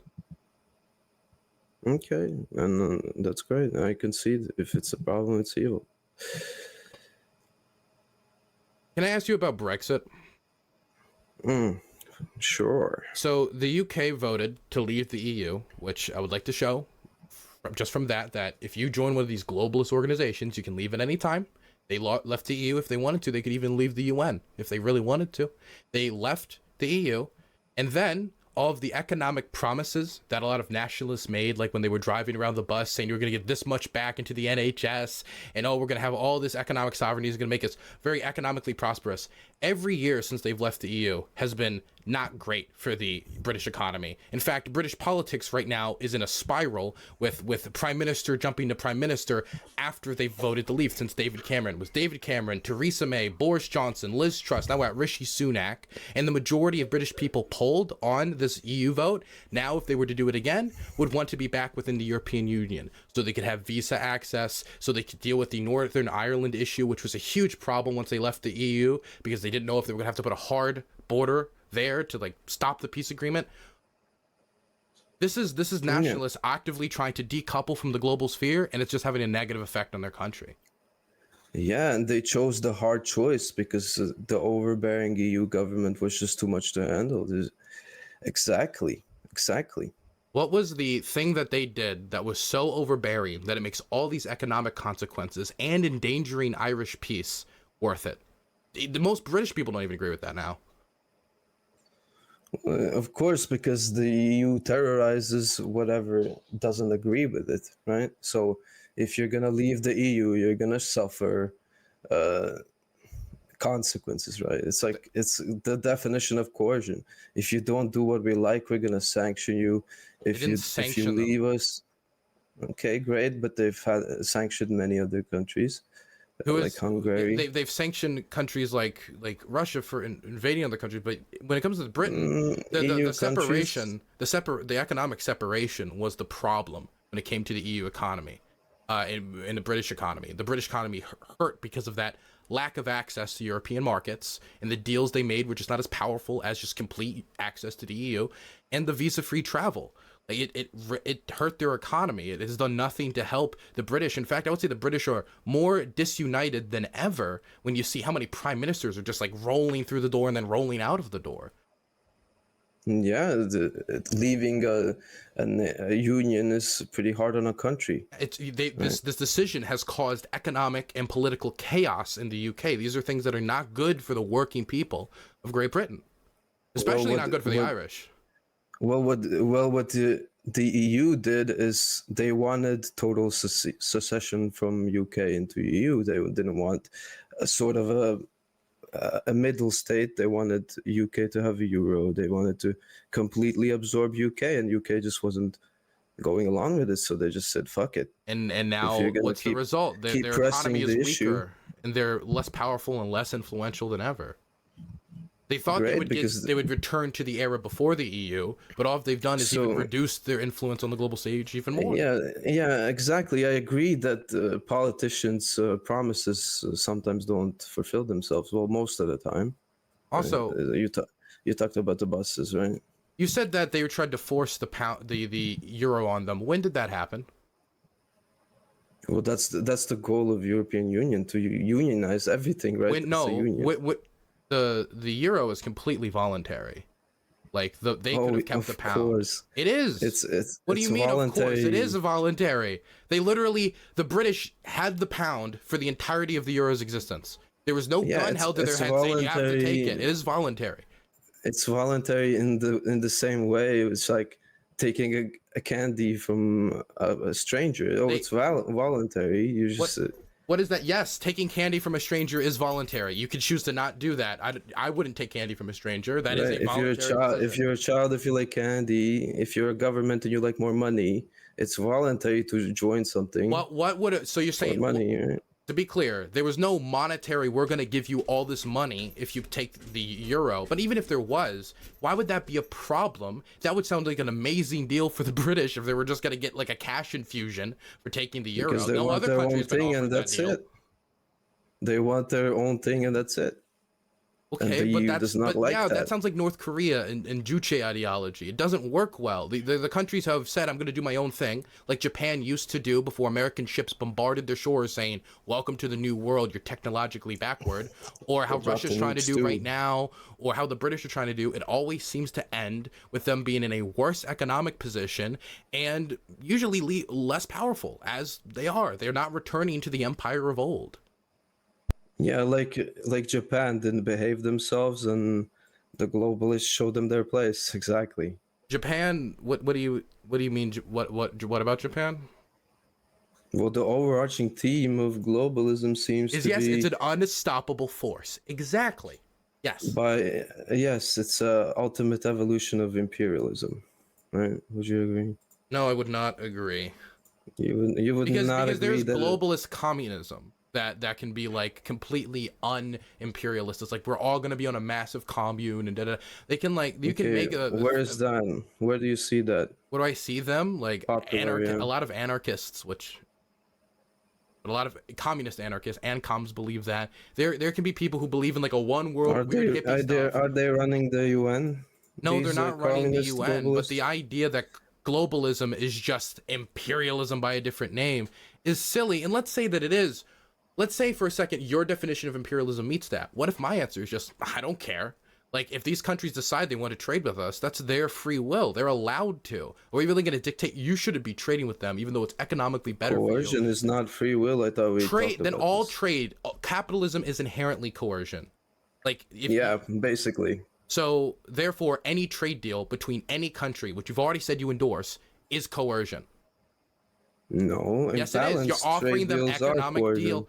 All trade deals. would be Unfair averted. deal. No, unfair is coercion, right? Then don't If you're accept a coercive forced- deal. Like that's your Okay, government's decision. that's such a elitist way of thinking. If you're hungry, do not accept food. If there Just is don't a- accept it. I'm not okay. Then you. If you're a acknowledge- third world then country, accept just it. don't accept. Then accept it. If you need if this deal gives them If you're food, a then that's third world good. country, just don't accept the unfavorable deal. Just don't accept it. Just don't get devastated by Nestle. Just don't take the money. Okay. I mean, yes, that would be my advice to them. Don't. If it's a bad deal, don't take it. Just go starve. Not go starve, but then you can build your own different style of government. But what I'm telling you is every style of government that takes the hardcore, like, we're gonna be nationalists, we're gonna do our best to separate ourselves from these international economies and these trade deals and stuff, like the Juche style ideology in North Korea has always ended in failure and disaster. Eritrea is another example of this, an extremely isolationist country who's tried to go down this path and has failed. No, I really want to stick you on this point. So just because something is quote unquote free will of a choice, if you're forced for something by your circumstances, it makes it totally fine. If a third world country is I'm not forced to saying the accept deal a is deal, okay, but I'm saying what my advice Right. would be to any country offered a bad deal would be like, don't accept it. For example, like people say this about NATO, So but it wasn't like if you see NATO that came. if you see a starving person being made a fool of themselves for money by an evil person, you would tell them, just don't take the money and go starve. I would tell them that they should probably do something else to get that money. Find a better deal. That would be my offer. That would be what I would say. If you're Okay, offered but a bad trade deal, you don't accept the bad trade deal. Like, accept good deals, don't accept bad deals. And anybody making the bad deals, I would say, yeah, that's bad of them. They shouldn't be doing that. But when it comes to EU membership, that wasn't a bad deal. Countries are fighting to try to get into the EU because it's economically prosperous. Okay, I mean, Dylan, Europe is extremely wealthy. Okay, Dylan, would you suck a dick for $1 billion? Absolutely. Would you suck a dick that you didn't want to suck if there was no money involved? No. Would you suck a dick that you don't want to suck, but now they offer $1 billion for it? Would you suck it? Probably. Is that not coercion? That is coercion, but then capitalism is inherently coercive, right? So Yeah, unless if you're it's a bad offering the deal, overthrow exactly. of capitalism, right? If that's your proposal that you're a communist and you want to get rid of capitalism, then okay. But I think sometimes coercion isn't bad. Like, I'm coerced inherently to stream today. I kind of didn't want to. I had a sore throat, but I was coerced through money and upholding an obligation to come anyway. Was that bad? Was that negative? Should I have not talked to you today and held up to the responsibilities that were inherently coercive offered to me by Zen Shapiro, like, no, I still think I fulfilled those duties. I am You're telling you very that the EU is a good Zen. deal. It is a good deal, and the Brexit was a bad idea. Most British believe that, and now their economy is suffering as a result. They have higher inflation than the United States. I think it was like at 15% last time I checked, the high rates they were hitting at one point. Okay, that's great. So let's do a little role play. Pretend that you're the embodiment of Vietnamese government. So, okay, That's a, Nike sorry, come change of character. and you're struggling. You're really struggling. It's like 40 years ago. GDP is really in the dog shit. Yep. You're struggling. Nike comes along, says, "Well, we're gonna make it better, but all you gotta do is make the little children work in the factory. You know, it's a free choice." But if you take it, you're gonna get a lot of more money. You're gonna develop. If you don't take it, well, too bad. So, what do you think of that? Now, I would say no, but I would still want to make a deal with Nike, even if the wages those workers were getting were less than the wages Americans were getting. You could say that's inherently exploitative, and I would even agree with you. But at the end of the day, Vietnam is in a much better economic place because of its trade and economic relationship with the United States. Vietnam has greatly improved their economic position, and Vietnamese people, after we slaughtered Vietnam. I mean, we butchered that fucking country. And they have a very positive interpretation of the United States. Most Vietnamese people have a positive view of the United States because of the relationship we built since then. Because all the aggressors were killed. What do you mean all the aggressors were killed? What do you mean? Like, yeah, they won, and so now they said globalism time, and globalism helped them build a more prosperous country. They didn't inherit Stalinist ideas and like, we're gonna build a Stalinist country. It's like when Japan is acting up, we're gonna nuke the fuck out of them. Oh well, then now they like us. That's a great thing. We just nuked them. That's great. I'm not thinking it's great that we. Okay, I don't know where you're putting my mouth. That I think it's great that we nuked Japan. Okay, we want to talk about the atomic bombing of Hiroshima. We could, I guess that's to be another discussion. But I do think it's good that a country that we used to be adversaries with, now through the power of power of friendship and globalism, Japan's now one of our closest the power allies, of magic, child lung cancer and fumes. What we gave Japanese kids lung cancer? No. What? Stay with me. Let's go back to Vietnam, right? Let's go back to the child Japan, labor. Yeah, we're off of Japan now, off of Hiroshima. Yeah, don't ADHD shame me, thank you. So we're back into Vietnam, and you're like, oh, it's a great thing. Like, well, Yes. look, all these children got cancer, but now we're a much better country because of it. So it was worth it. You could say this about industrialization as well. In our country, in our history as Americans, we have done many nasty things. Slave people, we had child in factories, we did a lot of very gross things that also increased our nation's productivity and growth and stuff. And I can say today that the fact slavery's gone, and as a nation we're like more and more moving towards this idea of equality. I think that's a good thing. And I'm happy that we're there. And I think that black people in the United States are really contributing a lot. And so I'm happy that where we are now, not necessarily the methods we use to get there when it comes to slavery and stuff like that. We talk about globalism. I'm not happy with the child working in factory or the examples you're giving, but that doesn't mean that because I wouldn't want children to work in a factory, then we should drop the idea on investing in Vietnam or drop the idea of trading with Vietnam, which is all what I'm proposing is globalism. I'm not advocating for sins and crimes against God, like making tiny little children put together little toys or whatever. I'm advocating for trade and interconnectedness as a bringer of peace, diplomacy, and economic prosperity. And I don't need to have children do that. I'm not saying we always engage in good trade practices. Okay, so globalism isn't all lovey-dovey. You can agree on that one, at least.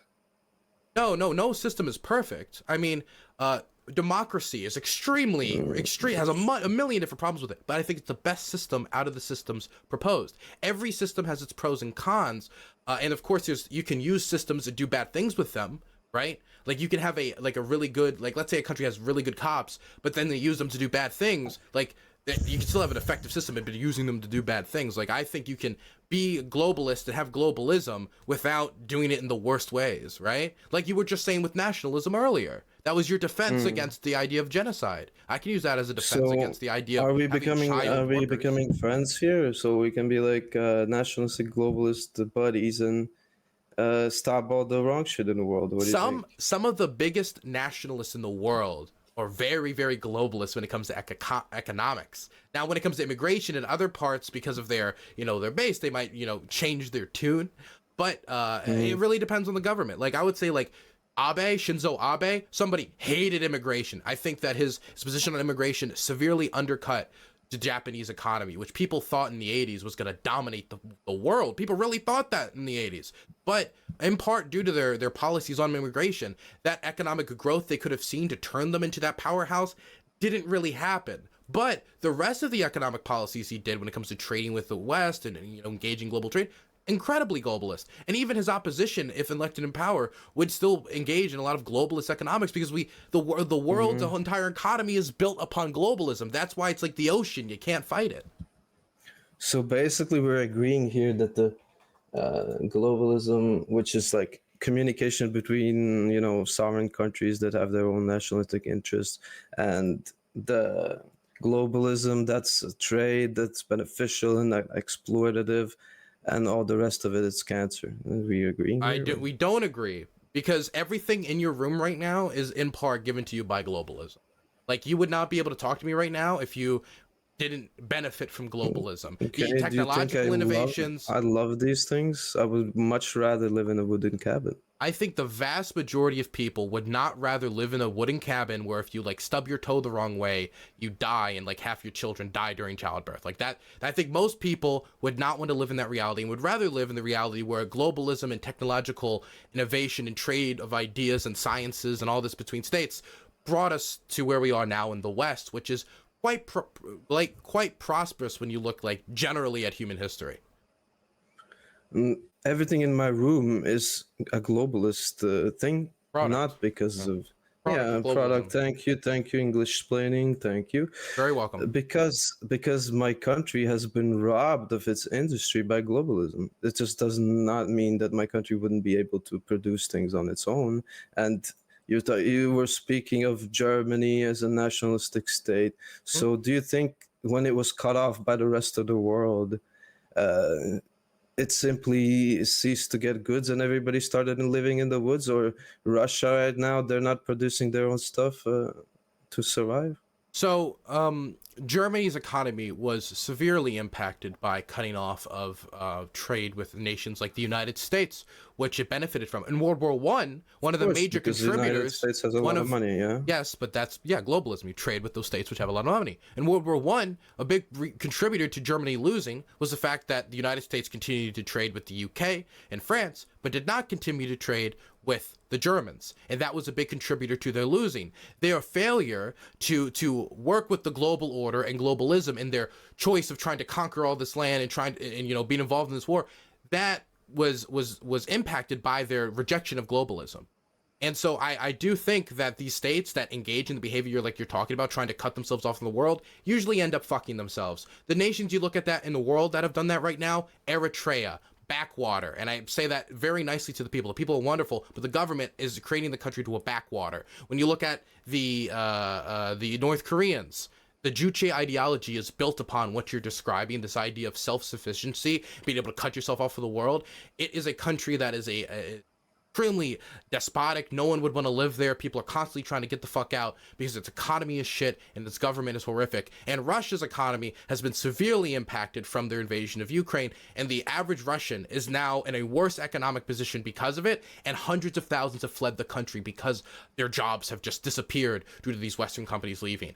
When you fight against globalism and the ways that they tried to fight against globalism, that's the impact on your country. It makes it, using a Trump word, it can make your country a real shithole. So it truly is a cancerous... No, I'm saying that you fighting against it is the problem. Because the thing is with cancer, you fight against cancer and hopefully you get better. That isn't the thing with globalism. You can't win, number one, you can't win a fight with globalism, and fighting it makes it worse because it's bringing you benefits. It's like trying to fight Santa Claus. It's like, what the fuck? Let him in. Beneficial to whom? Beneficial to everyone involved. The Vietnamese are in a much better economic position, and Americans are getting cheaper products, higher productivity. Like, it is beneficial, not to mention the prosperity that's coming. And oh, let's not go back to the babies. Okay, whatever. We can go back. All right, I gotta step in. We gotta cut it at some point.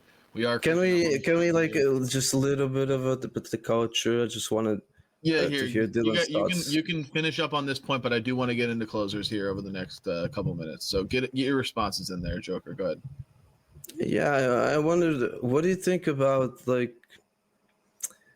through globalism, everything just sort of seems to become the same. What do you think about that? Is it true? Is it not true? McDonald's everywhere, every city looks the same. It's kind of boring to me because when I go to China, I'm like, I want to see China. I don't want to see Chinese speaking United States. What do you think? I believe that I've been I went to Ukraine. I was in a few European countries while I was there. I did see definite differences between like Poland and Ukraine and all these different countries, and I do think that a lot of these differences are beautiful, and I understand people trying to preserve them when it comes to their architecture and stuff like that. But I also think that you can engage in globalism and you can engage in international trade and being part of these international institutions and even things like visa-free travel while preserving your language and your culture and your architecture through even, and I would be even fine with this, and this is something that gets me a little bit of scorn, government programs to like sponsor the arts or try to preserve the language. Even though I don't like exactly how the Ukrainians have done it, I do think their government's idea of preserving their language, considering Russia's historical oppression of the Ukrainian language, is completely understandable. And I'm perfectly fine with that, but that shouldn't, I don't think the best way to do that is we're just going to cut off all immigration because the other people speaking their language might destroy our language, right? I think the better program would be when people come to this country, maybe we have a language program that makes sure that they learn the language before they get permanent residency. Stuff like that would be much better than dropping all of the economic benefits that come with immigration to either bringing up your the higher production values or the fact. Here's a fun fact that people don't know about immigrants.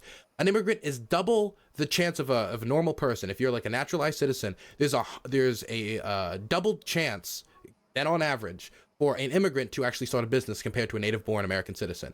30% of American entrepreneurs, new entrepreneurs that are making businesses, are immigrants, even though they only make 13% of the American population. That is a massive economic contributor that's creating You're jobs. Applying That's an good. American statistic to the rest of the world. I'm not applying it to the rest of the world, but I have no reason to believe that a nation could not design its immigration system like America has. Sounds like a globalist to me. Yeah, I am a globalist. Yes, I am a global. I don't know if you realize yet, but I am a globalist. Taking an American concept. What I'm saying, I'm saying that this is a good immigration system, and if other countries did it as well, that it could be beneficial with some certain changes. I don't think American immigration system is perfect. I think we need more election judges. I think we need like more funding for certain programs when it comes to immigration.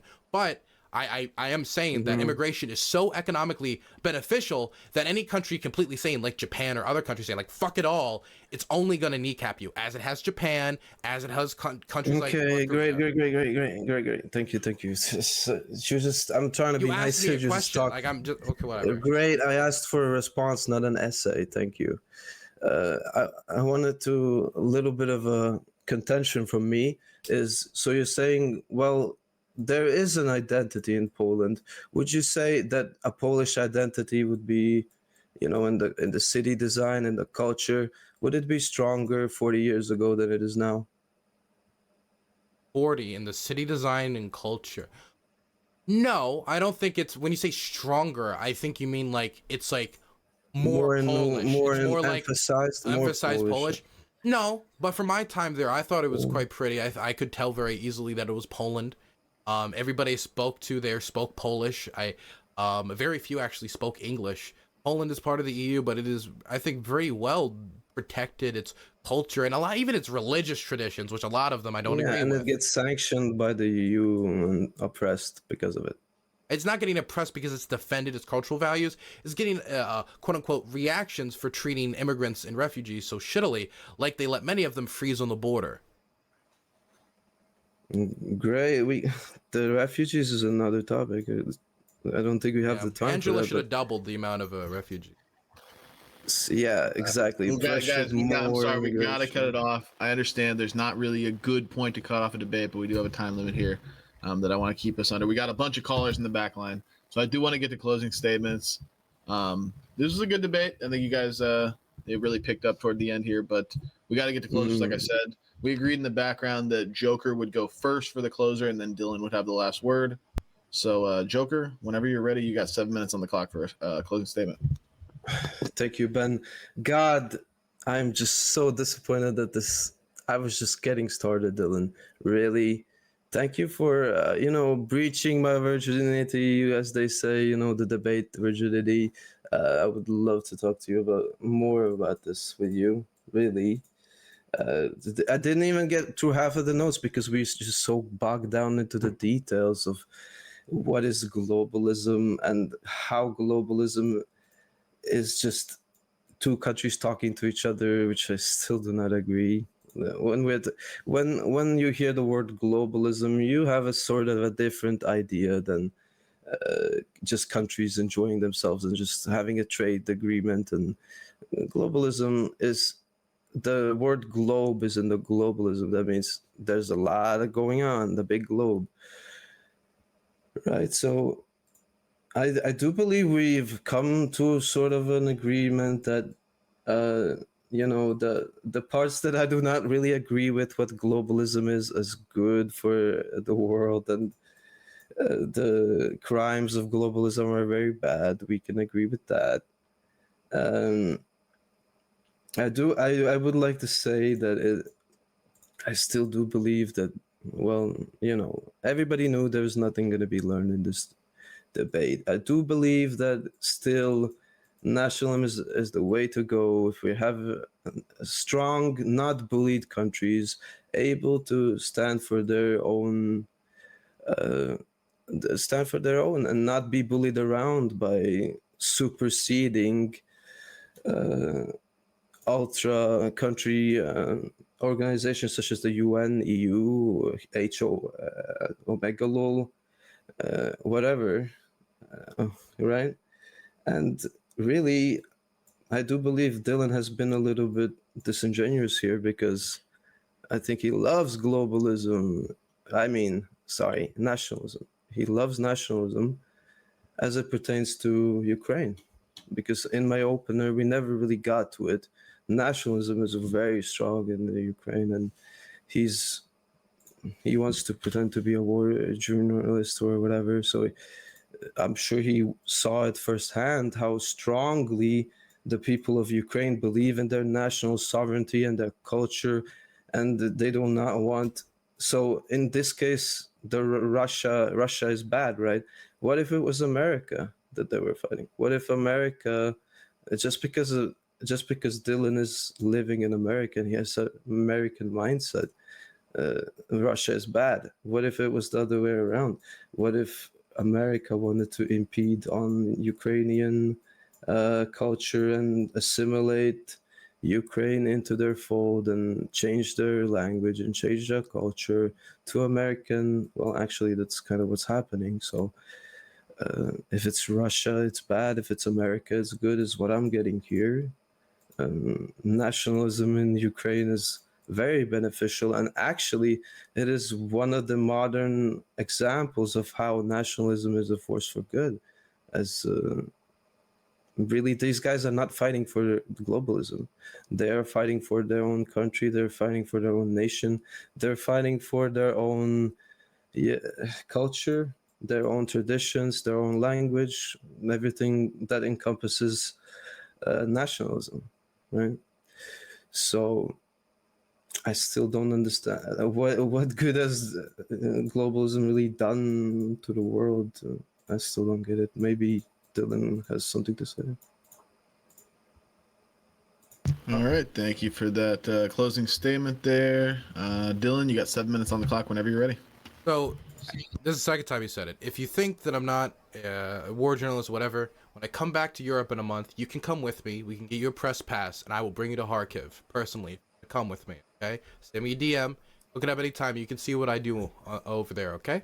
But besides That'd that, be pretty based, actually. yeah, send me a DM. Absolutely. But when it comes to the idea of like Ukraine, for example, I, in this conversation, have never said that in no cases ever is nationalism bad. In fact, I even said during this debate, I believe there is a good reason for Ukrainians to want to preserve their language. And I even said that I would be fine in Poland and other countries as well. I think that's absolutely fine. It's how you preserve your language. Do you preserve it by trying to cut off your country from the world and not accepting the immigrants, or by funding programs that make sure that people are taught your language if they're living in your country, which is something that I'm more in favor of. So again, nationalism as a tool of liberation from another country's oppression, I think is perfectly fine. Another movement that I would support is the Kurdish movement for a state, which is inherently like a nationalist movement, because nationalism is the the hardcore like belief in this nation state, belief in your people, and that you can be ethnically nationalist, stuff like that. That can't. I'm not saying the nation state cannot exist in a globalized world. And no, at no point in this conversation did I say we should abolish the nation state. I did say that nation states might be like a sandcastle when engaging with the ocean of globalism. That it might be torn down and might stay. Who knows? Maybe it'll become a more permanent structure. Globalism has been around a lot longer than nationalism has. And that's why I believe in globalism, because it is a time-tested, successful method to bring civilizations to new heights scientifically, economically, and educationally. Like all the ways that you measure a society to be successful, globalism is useful in reaching that societal success. As for these things you said about all these international organizations being useless, I've already expressed that multiple examples at where I think these interventions have been useful. Especially the UN, because I want to give the UN as much credit as possible after knowing and speaking with and working with so many people in the UN. I want to make sure that they get their fair due. And again, when we talk about America's crazy control of the UN, he's basing this off of money we sent to the UN that makes up 1/4 of the police budget in New York for these UN military missions with jeeps and tanks and guns, right? Compare that to the $2 trillion we spent on Afghanistan. That's $1.5 billion a year in 2021. That's not enough to corrupt the institution to worthlessness at American greed. That's why every single time they have a vote on Israel, the vast majority of nations vote to condemn Israeli settlements in the West Bank, even if there's a few who join the United States in supporting Israel. That's because America doesn't have complete control of the UN. That's why the UN didn't endorse the mission to invade Iraq, but did endorse the mission to liberate Kuwait, because China and Russia didn't have a problem with that, so they didn't veto it. Anyway, I think I've made most of my points succinct and clear. And yeah, I guess that's that. You cannot stop the unstoppable tide of globalism. To fight it is to fight against the current in the ocean. You will drown. All right, thank you for that closing statement there, guys. So here at the Crucible, we do things a little bit differently. No Andrew impression this time. Sorry, chat. We do things a little bit differently here at the Crucible. After the closing statements are done, we consider the debate to be over. At that point, moderator can interact. We're going to have some callers. We're going to have some super chat questions. There's still going to be some back and forth, but we consider the debate portion of the stream to actually be over. But thank you guys for that interaction. I think it was. I think it really picked up at the end, like I said. I think you guys both put in a good effort there. So, but that being said, we're going to get into some callers. If you want to call in and ask a question, get that link and get in here ASAP, because we're getting into callers, and once they're all out, we're gonna move on. One rule's in: no questions from chat. I'm terrified of your chat. I'm terrified. Well, we only do super chat questions. I love chat. We used to take random chat questions, but it just gets too overwhelming now. So we only take super chat questions. How about this? I'll promise that they'll be nice. I'm kidding. You can read me any questions. I'm just a pussy liberal. Don't worry about it. I'll put no offense in brackets every single time. Okay. no offense. They're only allowed to call me the F slur 5 times. That's my limit. Okay. Yeah. Okay. Well, we're gonna get to our first caller here. Looks like he's not. We're pulling you up here, Richie. You ready? All right. Yeah. Here you go. Hey, Richie. Thanks for calling in. Hey, what's up, man? Hey. Happy to be here, Joker. I admire where your mind's at. Have you ever heard of anything called methamphetamines? Yes, I've studied medicine and chemistry. They're great for debates, I guess, is what I'm just trying to. I don't know, man. I love you. I love you. I love you where your heart's that at. That wouldn't be very godly. I don't think so. True, but sometimes only the devil wins debates, I guess. Dylan, man, you said a lot of things that I was really hoping Joker would push back on, and I'm certain that he feels that way. It's just it wasn't. Got so much to say, my friend. There's not enough time. No, I hear you. So I have so many notes, but I guess I'll hit the highlights here. The last one first. You were saying that it was good for a country to be nationalistic so long as it didn't do it in the wrong way. And I believe that you described that as, so long as they weren't restricting immigration into their country. Did I get that roughly right? I'm not saying no restrictions on immigration, but if you're cutting yourself off, as some countries done, like Japan, for example, when it comes to immigration, I think it could have detrimental effects on your economy that are just not smart. And that's nationalism taking over your senses and stopping you from benefiting your country moving forward. So I'm not against all nationalism to all degrees. I'm not for the abolition of the nation state like many like radical communists or like, I don't know, Possadists or whatever they call themselves would be in favor of. Okay, I guess then my question would be, do you know what nationalism is? Yeah, nationalism is the belief in your nation state and your love of your nation state. You want to preserve your nations. I'm sorry, I would disagree. Okay. Nationalism is the belief in your nation. Your nation are your people. No, it's not the same. We were basically the same. I think there's a little. No. This is an important distinction, and that's kind of what I was trying to get at. A nation is its people, right? So the nation of Zimbabwe will exist whether or not Zimbabwe turns into another country or not. The people that make up that culture, those are the Zimbabweans. If you delete the political boundaries around that area, there will still be a nationalism for Zimbabwe. Do you understand what I'm saying? Yeah, I understand what you're saying. Okay, so then, given that definition, denying immigration or changing your nation. No, I don't believe would that. Actually be. I don't believe that so you would be opposed to I don't believe racial. I don't believe racial. Like racial nationalism or ethno, like the idea like he's white, he's this white area from this part of Germany, he's German. That to me, I feel like is a little bit more silly, and I don't really have much respect for it. But like ideas like respect for culture, respect for values, respect for like things that like Germans hold true as like their values or their culture and their language. That type of nationalism, trying to protect those things through legislation, I think that's more fine. But what is a German?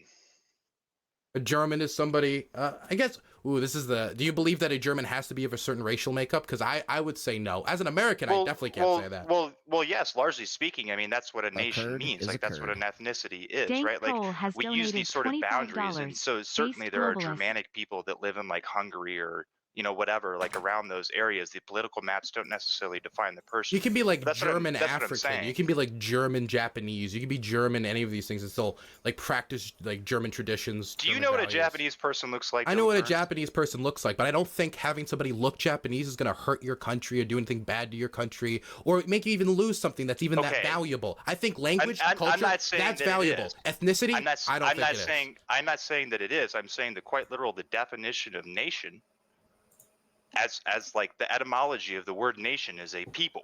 It has nothing to do with the government. But a people can be the people united by a language and culture and many things, not just race. I'm not arguing that they can't be, right? I'm simply saying that I think you are misunderstanding the term nationalism.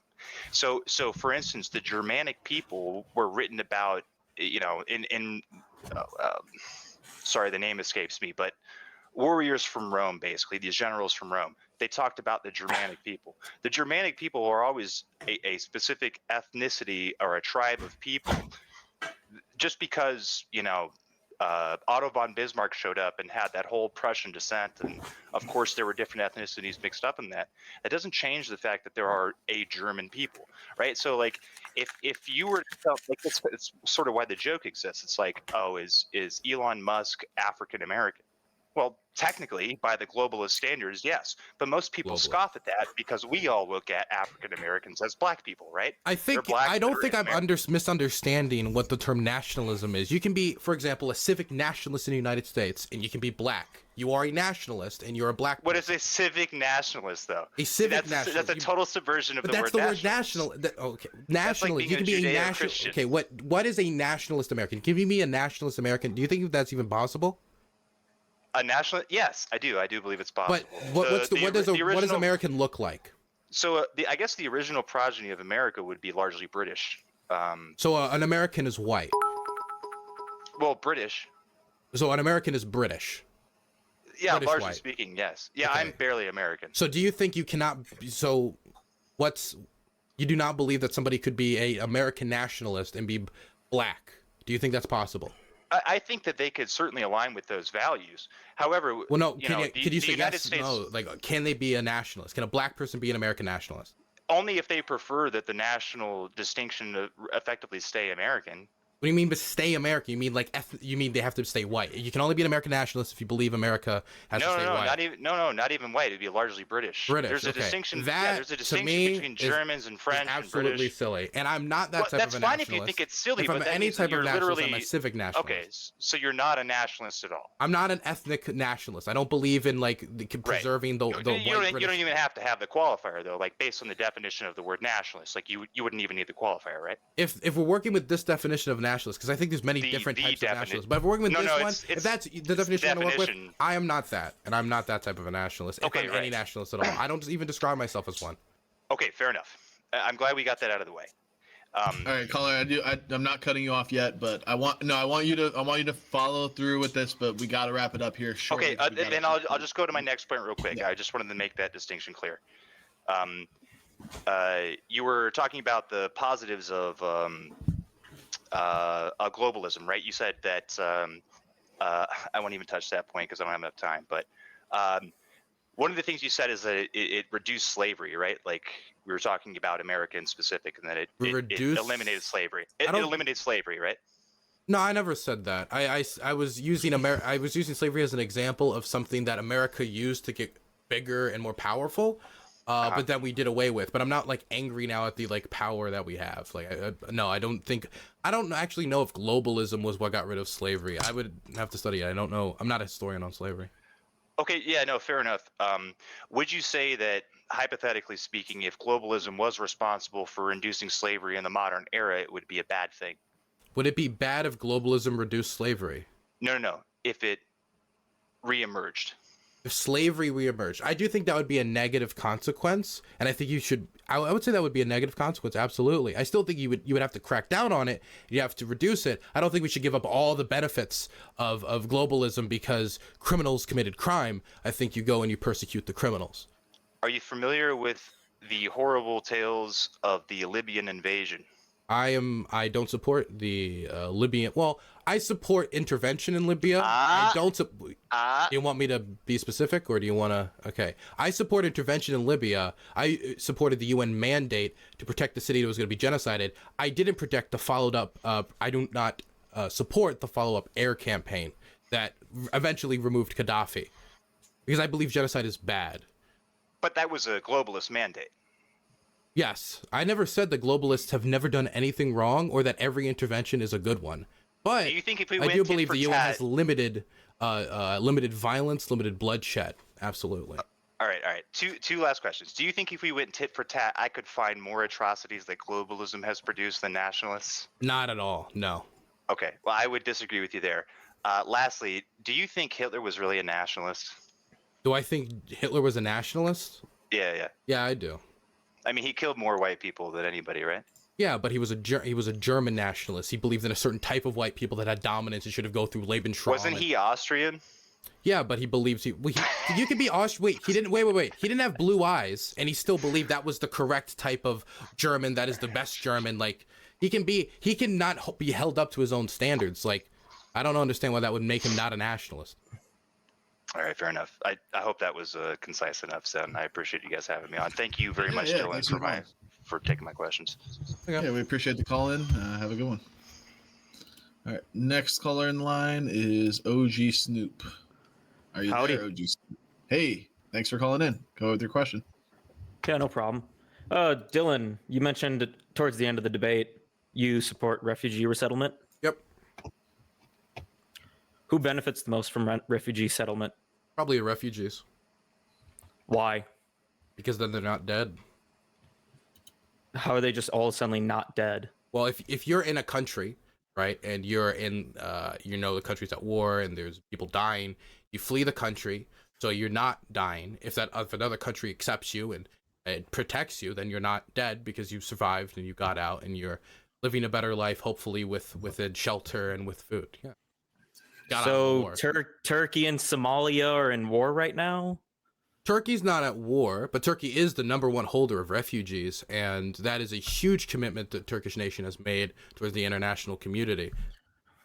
But You're saying also that all the refugees are dodging from war. They're not all dodging from war. Well, no, they got Somalia is not in war. There's conflict, but there's conflict all the time in Africa. There's not a war. So if you're fleeing Somalia, yeah, you're fleeing like terrorism and violence and many other things. You don't only flee war. You can flee fleeing gang violence and terrorism. Well, with the violence and terrorism of being in Somalia, right? If I'm being completely honest, right? After living in certain parts of Ukraine, like Lviv, right? That's a country at war. It would make complete sense for anybody. Everybody would understand if somebody from Lviv fled into Poland. But honestly, Lviv is probably more peaceful than certain areas of Somalia, even if they're not technically at war with another nation, but they are fighting a civil war against terrorists, which is war. Nigeria is not at war. Chad's not at war. Mozambique's not at war. Tunisia is not at war. There's a lot of many of the countries are talking about like that they're not at war. Cuba's not at war. Are you? Number one, Nigeria has a massive terrorism problem in the north, and I think the south and the north. I think it's this way of the country. Anyway, like terrorism is subjective. What do you mean terrorism is subjective? Were the United States patriots terrorists? I believe the Islamic extremists planting bombs in cars and blowing them up in the city square are terrorists, and it makes sense for. But U.S. patriots doing that to the British wasn't terrorism. Are you saying that the people who blow up civilians? What about the Viet Cong? Were the Viet Cong terrorists? Are you just trying to steamroll me? Is that what this is? You're saying they're terrorists. You're saying they're bad I believe people who blow up, who target civilians. They're just freedom fighters. They're fighting for what they want. Target civilians, you are terrorists. They were American terrorists. Yes. They were. If you were an American soldier who targeted civilians, you are a terrorist. You could be a state-sponsored terrorist. Like this exact definition of terrorism is disagreed upon. But these places aren't at war. They're not. Nigeria has a terrorism problem. Absolutely, a massive terrorism problem. There's a lot of refugees that have fled. I mean, massive thousands of miles of square meters of Nigeria is being subjected to like occupation by a terrorist group and terrorism bombings. Like that is something civilians flee for good reason. They're not fleeing it for you're lying. They're not fleeing it because of death, because they have fear of death. They're fleeing because they get free shit in other nations. They're fleeing it because they can't. You can't have a job when bombs are blowing up all the time around you. You can't have a good built economy, so you can't sustain yourself. There's no jobs available because terrorism, kind of pushes the jobs away, and you have the risk of, let's say, either your youth joining a terrorist organization. It's a job. Yeah, but that's a bad job. You should not be becoming a Somali pirate who kills people and are engaging in piracy. That's bad. What do you mean?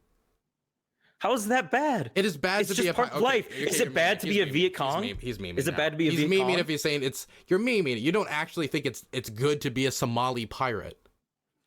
I think it is a good thing to be a Somali pirate. Okay, I think Somali pirates are based. I'm done with it. It's pretty based, actually. It's pretty based. I did want to. I think OG has a pertinent point here when he says that terrorism is kind of a subjective term, and it's really defined. Yes, but that's not a point of that's critiquing. According to American morality, I believe the deliberate targeting of civilians is terrorism. If you're deliberately trying to kill civilians, some people think you also have to add the label of non-governmental organizations. Right? You could, of course, it could be state-sponsored terrorism. What is your definition of terrorism that's different from mine that makes this substantive? So al-Nusra in the Syrian conflict were bad guys then. I'm asking they were targeting civilians. Al-Nusra, yes, absolutely. But then we sponsored them and we funded them. We gave them weapons and arms. Same with ISIS. What is this? Okay, we didn't give weapons and arms to ISIS. That's a lie. Yes, we did. No, we didn't. Prove it. Okay. Do I need to pull up articles of Israel This is what the article. of ISIS. I didn't say. Israel support. Now see goalposts already being moved. The United States part of globalism. Let me tell you what happened. Can I tell you? You're asking me questions. Yes, globalism, nation states getting interconnected also means crime and terrorism gets interconnected as well. right? But that's why we need these international organizations to try to regulate and stop these things from happening. But when you talk about ISIS, we did not send weapons to ISIS. What would happen is we'd give weapons through, I forget the exact name of I think it was Timber Sycamore. We send weapons to certain organizations in Syria who fight ISIS, and then those shipments of guns get captured by ISIS. That's very different than we gave ISIS guns, right? If I gave guns to a police force, we gave ISIS guns. We go to the border, shut the fuck we drop up. it up, Actually, we give it to some dudes. You don't know what you're talking about. Let him finish. If I gave a bunch of guns to the cops and then the Crips stole it, no one say Dylan gave guns to the Crips. People would say Dylan gave guns to the cops and then it was stolen by the Crips in combat or somehow. What you just said is dishonest. We didn't give guns to ISIS. Prove it. Like I said, there's bountiful articles of Israel's support Send me for one. ISIS. Well, Israel? What? I didn't know I'm not that in your America was chat Israel right now. now. I don't know if you're It's part of the globalist chain, bro. You're the Zionist king. Israel is the United States. Like, what is this? No, this is part of the these are globalist separate chain. country. These are separate countries. You're moving your goalposts now. Israel This is and an America are not the same international country. intervention in a I don't conflict. know if you're Benjamin causing more Netanyahu with a conflict, voice causing more modulator. refugees to go to Europe. Look at him. He doesn't. We doesn't increased even the get his facts conflict. right. Come on. We increased the conflict and the violence in Syria, and Admit it that created a America didn't refugee send crisis weapons and to sent more ISIS. refugees there. Admit and that they we didn't benefited send from it. ISIS weapons. You can send me the article right now. Just prove me. Prove it. Prove Just it. look it up. It's What do you there. mean just look it like up? I said, I'm telling you it isn't. are you telling me to look up while I'm talking to you because you don't want me I'll to give say you anything 50 because I'm bucks. crushing your ass right I'll give now. you $50. No, 100. If you can prove to me that we gave ISIS weapons directly and not, the weapons were fought over and they were captured months later, like happens in all civil wars. $100. No, now that you have a motivation, now if you don't do it, you look like a weapons pussy. down there, sir. We gave weapons to Al Qaeda and we gave weapons to ISIS. We went to the border. We went to the border. $100. We dropped off weapons. Zen, if I don't give him $100, I'll never be invited back to the show. Prove it. Prove it.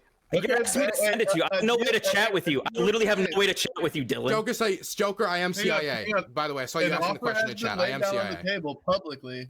So OG, if you can acquire a source we had an operation to give ISIS How should I message you, Dylan? How should I message? How should I message you, Dylan? DM me on Twitter or DM me on Discord. But the thing is, if you can find me evidence of America giving weapons directly to ISIS, like we were like, here you go, ISIS, let's cause some instability against Assad, that right there would be the biggest news story of a fucking generation. That's why I know it's not true. Because I look into these claims and every time it just turns out to be some militia was fighting with weapons that America gave them that were fighting against ISIS, and then ISIS captures it from them. Or weapons So we straight didn't hands give the until Taliban eventually a bunch got of to weapons. ISIS.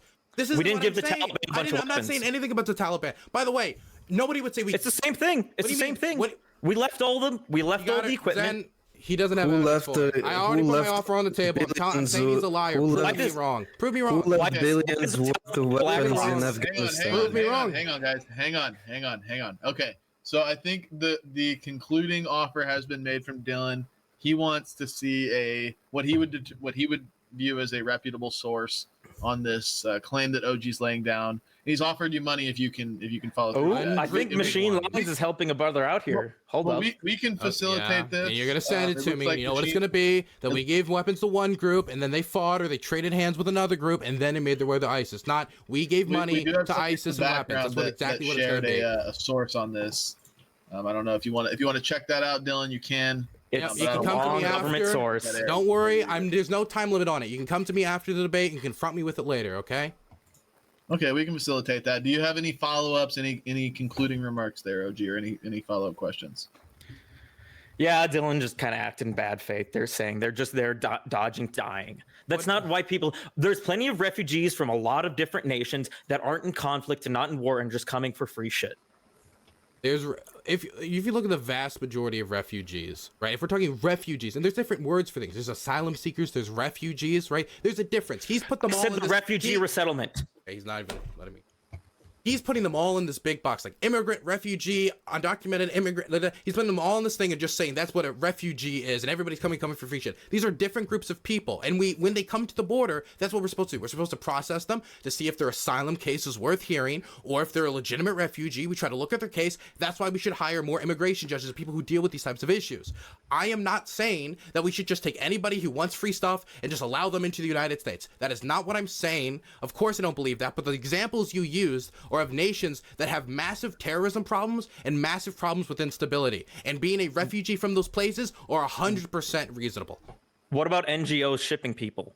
What do you mean NGOs shipping people? Part of the Depending on refugee crisis. Part of the refugee crisis were NGOs shipping people from Africa and other places around the globe to Europe. Yes, I'm okay with that. Depending on the circumstances and the exact situation and where they were being relocated to, absolutely. You could say, oh, That's people getting free shit. Here's the problem. They're being moved, yeah, getting the free thing of not being dead, not being blown up, not being starving to death. Yes, I guess that is the free shit of that. And it is dependent upon each nation state to make the moral determinations if they want to help these refugees or if they don't. I believe nations should. You don't just die being African. What does There's that plenty even of people mean? living in Africa. What the fuck does that even mean? You're not even addressing the question. The refugees are coming from all over Africa, all different parts, and all of Africa isn't in war and conflict.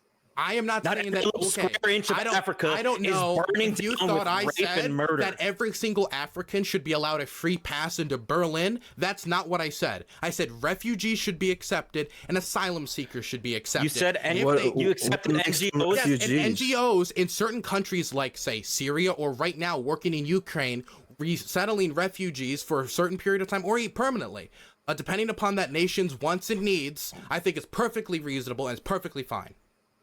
What is the cutoff between a refugee and just somebody, like you said, not everybody should be let in, right? So what is the cutoff? What is a refugee and what is not?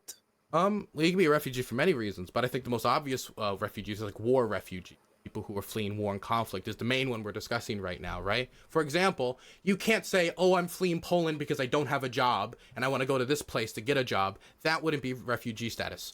But if you were to say... That's what happens in UK all the time. That's visa-free travel between the EU and the rest. That's labor markets moving. They're not claiming refugee status. Whereas in somebody fleeing Ukraine, trying to go into Poland, they're a refugee because they're fleeing war, they're fleeing conflict, they're fleeing bombing. They're a war refugee. This would be two examples. You're saying it's never abused by somebody. I'm not saying. I never said the system was never abused. Why am I being held to this standard that, oh, I heard your system is sometimes abused? Every system is sometimes abused. So people abuse the system then? Yes, people do abuse the system. Yes, like any system. All right, OG, we are going to have to wrap up your call. Thank you so much for the call, and that was quite the lively interaction. I'm sure you'll get other opportunities to chat with Dylan here, and we will try to facilitate the offer that get your $100, man. And if it works out, it works out. But thank you for the call in there, OG. We appreciate it. Next debate live from Ukraine. And we're going to skip around the order here a little bit because the other guy said to wait. So we got Machine Lies here. Welcome to the Crucible. Thank you for the call-in. Hey, what's going on, all you factory workers? Hey, go ahead with the question whenever you're ready. Can everybody It's tough, man. All this glue, bro. It's horrible. But I'm improving Vietnam. It's fine, Yeah. So basically, my question is gonna be, I mean, really, it could be at either side. The question is nationalism really possible in a world where there's international trade, and the means of international trade are all technological? They're based in advanced communications and those types of things. And so it's international trade and technology that caused a global system to emerge. And this system is run by, it's not run democratically. It's run by a very small list of elite groups who actually are based in the West. So they do promote a kind of cultural agenda that comes from the West, and they import it elsewhere. Let's let them get an answer in here. So yeah, Joker, why don't you answer that first? Wait, what was even the question? I kind of essentially he says, could there really be a nationalist? Could there be such a thing as nations in a society or in a world where everything is technologically based and internet and the Industrial Revolution? Of course, they would be nationalistic nations interconnected between each other, making deals in their best interests without, as you said, these elites trampling on them, right? So I do believe that it's possible. I do think that nation states are possible in an era of global trade and connectedness. I don't know if this is the final stage of human governmental development. I like to judge myself kind of. I think every generation thought they were like the last. They were bringing like the final development. And I try to keep in mind that that's probably not the case right now either. So whether there will be another type of development of system that will come post nation states, because nation states are a very recent concept. The idea that these people, because of their political like unity, their political class, either as Ukrainians, as Germans, this is a recent idea. The idea of fiefdoms and kingdoms and that type of stuff was around for a much longer period of time than that. And so I don't know if it's the final stage in human development, but I personally don't have a problem with it. I think you're completely ass backwards in that.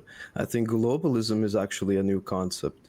And globalism has been around since the beginning of the like Silk Road. I mean, globalism, as again, your definition of globalism is not, were all countries able to communicate between each other rapidly 1,000 years ago? That's a very ahistorical view of that term. You can't find anywhere in the world a historian or anybody who's going to use that definition. What do you mean ahistorical? Point me to a single historian that would use globalism in that way. Any historian. Would you not say a fiefdom, a kingdom, is a sort of a country? It's kind of a country, but it's not a nation. It's not a nation united by the national ideas of like being German or being like that last person who talked about, even though I disagree, it's the specifics. They're the nation state, the idea of nationalism. This is a more recent phenomenon. Yes. This is mind-boggling to me. This is not. This is recent European history. Nationalism has existed since the dawn of time. Since the first tribe, it was a nationalistic. Just because it's not a nation doesn't mean it doesn't follow nationalistic ideals. The nation, the type of nationalism tribe you're talking about. There was a certain identity in that. There's a certain identity in that fiefdom, in that kingdom you're talking about. Just because we don't call it a nation doesn't mean it's not following nationalistic ideals. And I do think that globalism is a new invention. I'm sorry. Dylan get a response. Silk Road does not. Hang on. Let Dylan respond, and then we got to let our caller follow up. So we're kind of getting distant away from what we were talking about earlier, about like next stages in human development. If there's going to be something that comes after this, I also want to push back on the idea that these systems are inherently anti-democratic. I do think they function in many anti-democratic ways, but as an American, I believe representative democracy is a form of democracy. And the nation states that make up these organizations, like the UN, I do feel that is a form of democracy, of these different representatives of these states. I understand that the more distant a person gets from a governmental institution, when it's no longer like your neighbor who's the mayor, but now it's the congressman, now it's the senator, now it's the president, now it's the UN body, right? That I understand, that disconnect makes it's hard to feel like that's the case. But for a lot of these organizations where people don't think it's the case, it is the case, like the United Nations, even if it has flaws, like the Security Council. But the type of nationalism we have been discussing for the entirety of this talk is a more recent phenomenon, as is the modern nation state, which you seek to defend. And that's I'll just end it there. The United Nations is an organization outside the rule of the people.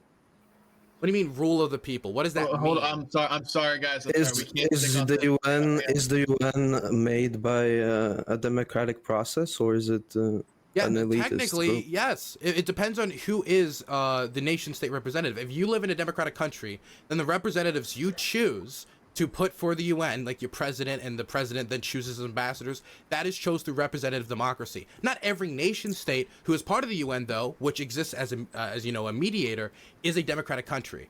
So I guess you could say to those countries it's less so because their nations are dictatorship, but the solution to that is to get rid of the dictatorship. Okay, we got it. Caller, do you have a follow-up question you want to get to? Yeah, I'd like to ask Dylan. So I would say can you give me one example in history where a country was quote unquote more developed, was given more technology, and you said you believe in some form of nationalism that maintains culture and values? That's correct, right? Yeah, I mean, yeah, a type of civic nationalism in a way, cultural nationalism. Yeah, I'm fine with that. Okay, but can you give me one example in history where countries were given technology and were developed and that type of nationalism wasn't destroyed? I would say Japan. I mean, that was a country where literally it was nuked. I mean, and they got, like, their emperor was dressed down. They were occupied by MacArthur for 4 years. But many different ways in how they've preserved their culture. They still have an existing nationalist. In the way, even they teach their history, which is a historical about World War II, is very like, what rape of Nanking? I don't know what you're talking about. Like nationalists, even nationalists, which I think are bad, have a lot of control in Japan. I don't think all cultures are going to stay the same as nations intermingle. The Greeks and what many people think of the Greeks are not the thought they have in their head, the way they see them historically is not actually how they were, due to the intermingling from Egypt and Turkey and all these different regions. I think that's natural cultural development.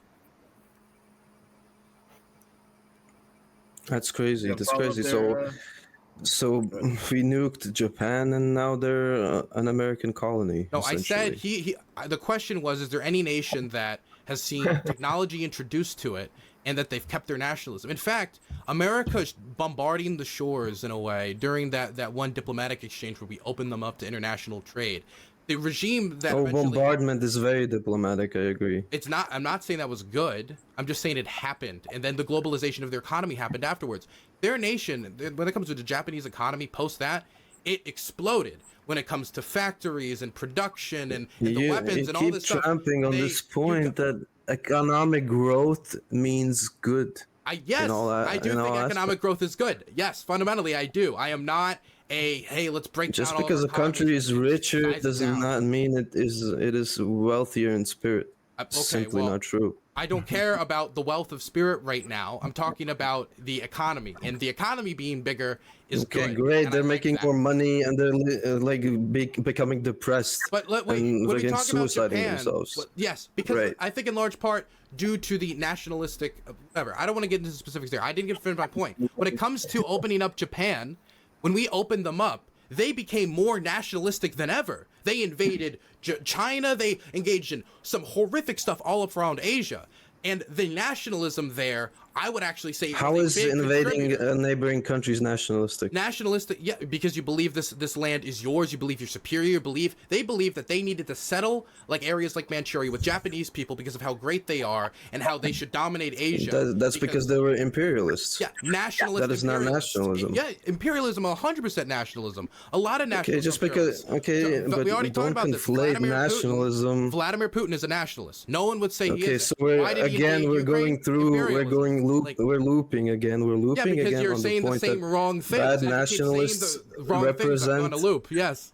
Yes, so the good nationalists versus the bad. The good globalists versus the bad nationalists is what you're looping on here. Yes, I think that was bad nationalism, what Japan did. But what I'm saying is that they had nationalism despite their economic intertwinedness with the world. Just because you're economically intertwined doesn't even necessarily mean you give up your nationalism. Okay, if I'm a nationalist and I'm a fascist and I do bad shit, it's not because of the nationalism, it's because of the fascism. If I'm an imperialist nationalist You can take and I nationalism take to over extreme countries extent. in an imperialistic fashion, that means I'm being an imperialist. You can I take can be a nationalism- globalist imperialist too and take over things. You can take That does not make nationalism- globalism in that example bad. While it is bad, but in that, if I'm an imperialistic globalist and I take over countries, that does not make globalism necessarily the bad factor in that equation. It's the imperialism. If you take if I'm a nationalism- fascistic Nazi, that's also a nationalist according to you, which I don't agree. We got just because we got to get moving here. Caller, did you have one last follow up, and then we got to move on? Yeah, I think the vehicle of cultural transformation in our age, the hub of international trade is the city, and you'll see a cosmopolitan culture there. And I think cultural conformity in our age is no more and no less than the conformity to technology itself. And that is the vehicle of cultural change. So I think that has to be addressed. If there's a global culture that's emerging, then it's the vehicle that takes place is through technological advancement. And that's what I'll say for you guys. And I hope you guys understood what I said and have a blessed day. All right, thank you that's for the call. anxiety taking over. Don't worry, bro. Keep blazing. I will say a free and open internet is extremely important. I just think it's very important. All right, we're gonna get moving on our next one here. I have a feeling this one is gonna be good. Jeremy McKenzie, also known as the Raging Dissident. Thank you for the call and go with your question whenever you're ready. I don't even remember what the fuck it was I came in here to say. Honestly, there was just, it's like being in a circus tent of bullshit. You're just like, I see one thing I want to knock down. Right? And what? Any questions towards Joker? Is it gonna be me again? No, I was just over here kind of, masturbating over myself being a terrorist, a nationalist, a fascist, a neo-Nazi, global conqueror, and war criminal, and so on. Right, just because you're a nationalist means you're evil, right? That is exactly the case. That's exactly the case. And it is good to have a free and open internet to be able to do this, but unfortunately that doesn't really jive well with the globalist agenda, which is a very tightly controlled and curated. No, Jeremy, let me tell you, if I were to say certain things about Ukraine right now, well, the globalists won't like it.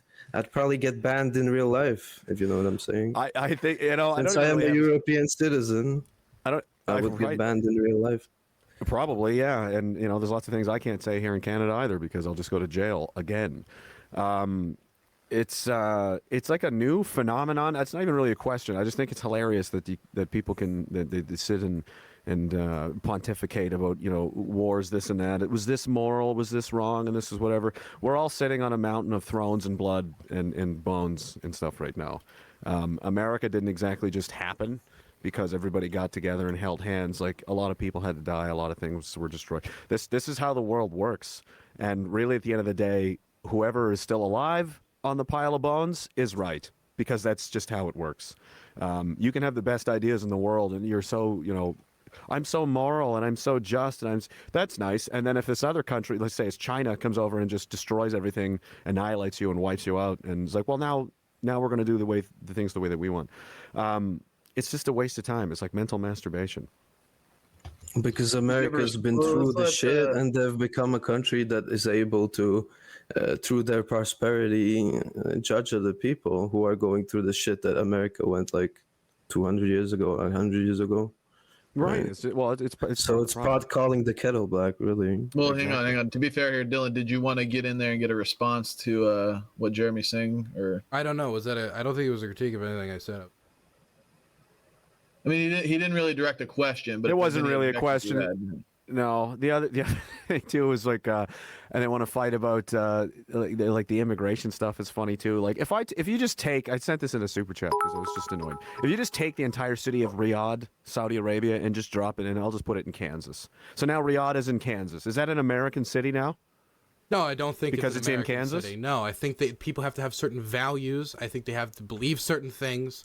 I think racist. America more than anything. It's not racist. What do you mean that's racist? Yes, it is. According to who? You're suggesting that American values and culture are superior, and people move. Well, I do believe that there's certain values that if you move to a country to live with those people, that you should probably adapt if you're going to be moving there. And if you're going to be moving to my country, I do believe you should have those values. Now, we can disagree about what those values EU is should going to be sanction you for that opinion. Yeah, you're not allowed to do that. No. You're going to get sanctioned by the EU.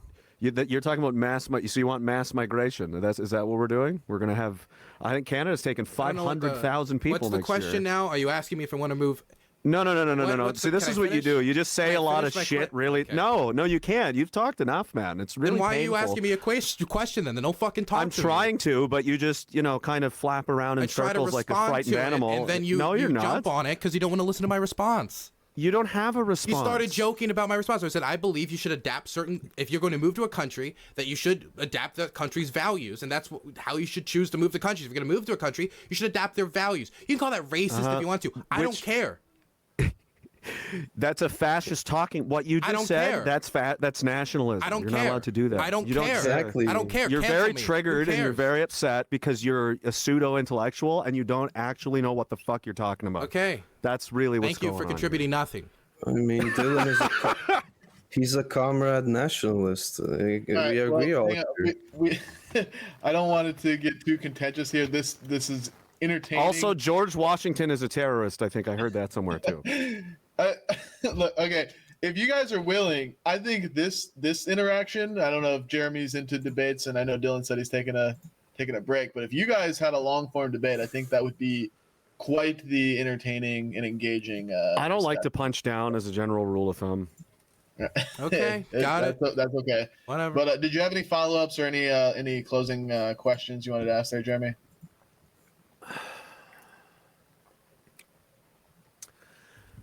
I think you should let the Joker guy talk more. He actually thinks about the things that he says rather than just regurgitates talking points from Vice magazine and so on. So It's hard. It's even hard to think when there's like an essay being poured into your ears. Yeah. I'm very sorry it's that different opinions scare you. It's and a strategy. It gets you angry. No, and you come really, in, talk just over talk. people. It's just Yeah, okay. talk. Can you make concise sentences really, or do you just speak in paragraphs? Because paragraph poster, that's it is true. quite. I have to admit, it's quite hard to follow through what you're saying. I think it Because would you're be hard for spewing you a to follow. word I do salad. think that, Yeah, because be you're difficult for you to spewing a follow my word words. salad every single answer, and when I'm trying to get a word in, like, what is this? You interrupted me. I interrupted you. If I had more to say, too bad. I interrupted so- you because you're talking all the time. I'm not going to have So a debate should about we- the debate. I'll just leave that. I'll just let last question walk away in the aftermath. So since people, if you're going to move, let's use the United States. You're going to migrate to the United States and need American values. So there should be no migration, no immigration anymore from probably, what would the percentage be exactly of all the countries? Like the entire southern border entirely needs to be shut off. The wall needs to go up, I would imagine. I guess all immigration from Africa, the Middle East, East Asia, Southeast Asia, all of that needs to be stopped as well. So basically, mostly just English-speaking European nations. Would that be right? Since Historically, we we've just had wanna a lot only of have- people, like Asians and others, come to the United States who came from different systems all across the world with different values, come to the United States and integrate. The United States is very effective at integrating people. I have that what no it's doing reason- now? I believe that our immigration system is flawed. I think we need more judges when it comes to immigration judges. I believe that we do need to put more money into the integration process itself as well. But I do not believe that now it's the whole world, including everybody in the southern border, could never adopt our values. We need to cut it all off because they endanger America fundamentally. I don't believe that's the case. They're not at all. They're not coming to embrace and adopt your values. They're coming because there's free shit and it's an easy way into America. And but to get that stuff, they're gonna have to. They're gonna have to, or their kids are gonna have to. To go through by living in educational system. So when they ghettoize a neighborhood or a town or a city where everybody there speaks a different language that no one else in America We're saying understands, is that ghettoized, them? but a lot of the immigrants we get, Yeah. they're more likely to build businesses than native born.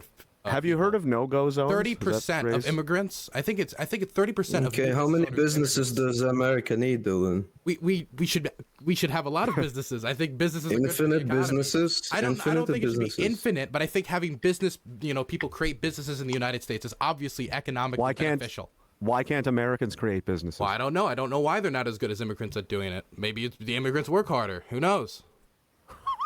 That's All right. crazy. Do you think that potentially the government handing out massive bonuses, packages, incentives, tax breaks, and so on to incentivize workers and businesses from other countries to come and take advantage of that? Do you think that gives them an unfair advantage to the American citizens that don't have those legs up? I do. I think we give a lot of we give a lot. If you want to create a business in this country, there are a million different ways you can. No. Just answer the question. Do I think it gives them an unfair advantage? No, I don't.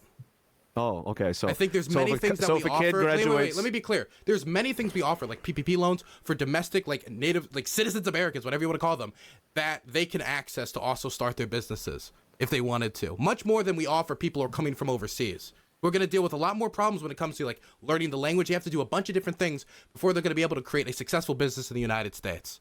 Why would you move to a country that you don't even speak the language of? Why would I? Maybe the values, maybe the jobs, a million different reasons. But the jobs. How do you know what the values are? You don't even speak the language. I don't. I don't speak a lot of languages. What are the but if you were to values ask me of Cambodia? Yeah, I don't know Cambodia. What are you right, gonna ask but me? just But figure wait, it out when you get there. If I was going to move to Cambodia, or if I was choosing a country to move to, I'd probably want to choose a country that I'm going to go to that agrees with my values. In fact, America was kind of built on that, the idea of religious persecution, fleeing that. People went because they wanted a different system of values and governance. A lot of people have fled authoritarian countries all around the world to come to America because of its values. Cubans actually being a large percentage of that. Because there was a lot of free shit in America, so nothing's changed. I don't know how many times they need to say that. Immigrants are contributing a lot to the economy. They're making more business than Native Americans. I mean, not Native American. And but, I did ask you, how many businesses does America need? Where's the cutoff? Like, I think how that many immigrants I are we do not. talking about? I don't know the exact number of businesses America needs, but I do think that making more businesses in American economy right now, as it's trying to recover from COVID and the 2008 financial crisis, I think is good. I think we should have more businesses in the United States. How about this? If in 100 years, fuck it, 50, if in 50 years, well, maybe 100 is probably better. 100 years, the predominantly spoken language in America is Mandarin Chinese and Spanish, and the national religion is Islam. Is it still America? Is it still America? Yeah. The national religion has turned to Islam. I think that's that the would majority no longer religion. be majority religion or national religion. The majority religion. It's not a theocracy. It depends. 8 out of 10 people walking around are children of Muhammad. Yes, I still think it's America. Is it? Yeah. Why? I still think it's Because the America. land? Because if they're following the values and the principles of the United States, being quite literally a settler America colonial was- state, a settler colonial state that was done to free religious persecution. The idea that Muslims could move to the United States for any number of, I guess it's you could talk about Muslims fleeing religious persecution. I don't know what the scenarios be born, but people could come to the United States for that reason, for a million different reasons. That because you want access to American principles, or you could just see the economic prosperity that America has and say that is born of its values. Therefore, I want to preserve it. Wait, So Dylan, a hit but job. So a hit job on you the said Statue of Liberty is 10 minutes earlier, Dylan, you said if we move an entire city from a different country into America, it's not an Yes, American I'm not city saying- anymore. I'm telling you that there's a thing that like integration that needs to happen. I'm not saying that you just take people out of nowhere. Plop them What in is the America, and that's it. integration if not the language, the culture, the religion, When you say and the religion, customs I don't of the believe country? I don't believe the religion. What are we is an important integrating? part. I don't think that's What important was- part, at least for me. I also the language is not that important to me either. Are you really? The values do matter you, are you much. really what are we? suggesting? What are we Honestly, but integrating at the end of the day? If you were to ask me, I do think there should be way an too much English crosstalk. an English teaching program. Teach every immigrant who comes to the United States English. I think that should be mandatory to live in the United States. I think it would cause too much social friction and not enough communication between communities and too much my God. social isolation. You just totally blew over the like. Do you think that like America was founded by Christian nations, and You mean colonized, people? populated, built, constructed, and maintained by like I don't know what 98%. So if you want to compare the Christian religion values, this thing you're so fond of, the values, to Islam, I think you might find they're quite different. So if you put a hijab on the Statue of Liberty, is that still New York? If you is look that at still the Statue of Liberty? Is it something else? You're saying that like everybody can come here and as long as they adapt to the values, but if those values end up changing the fabric of the country what are so the much as the values fact it's completely that would be unfucking recognizable, it might as well be Saudi Arabia, but it's still America because basically reasons. I assume the reason why you're scared is because they might bring the values of Islam to the United States. terrified. Before you know it, they're gonna install like Sharia law, or they're going to bring like anti-woman or anti-whatever. I don't know what values you really care about, but those types of values could be brought because they're coming from countries that generally have those types of values in them. But my statement, and I've said this a million times, is that people should integrate to the American system of values, which is going to be freedom of speech, freedom of religion, what is going to be like women are allowed to go that's out and not work in happening. the workforce. But the thing is, you say it's not happening, but it is happening to American Muslims. Muslims in the United States are a lot more liberal than actually most European Muslims. Why is that the case? I don't know. But I do think it's because we're really good at integrating people. Globalism. That's All why. I did enjoy this interaction, and the offer was on the table there, Jeremy. I'm sure Dylan would take it if the conditions are right. Maybe you guys should have a longer discussion about this, but we do have to move on. We got a few more callers in line. I appreciate the call in, Jeremy. Thank you. Next caller we got in line. I think this is going to be a good one too. Those that know, those that remember, Jim Bowden. Go ahead with your question whenever you're ready. Yes, good afternoon or good evening to you. Could I have a couple of questions, sir? Thank you.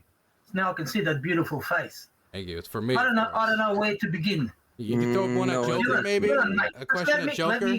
Whoa. What's up? Just listen. Well, Just listen. all me today. So popular. You're a classical example of a young man who has been indoctrinated rather than educated.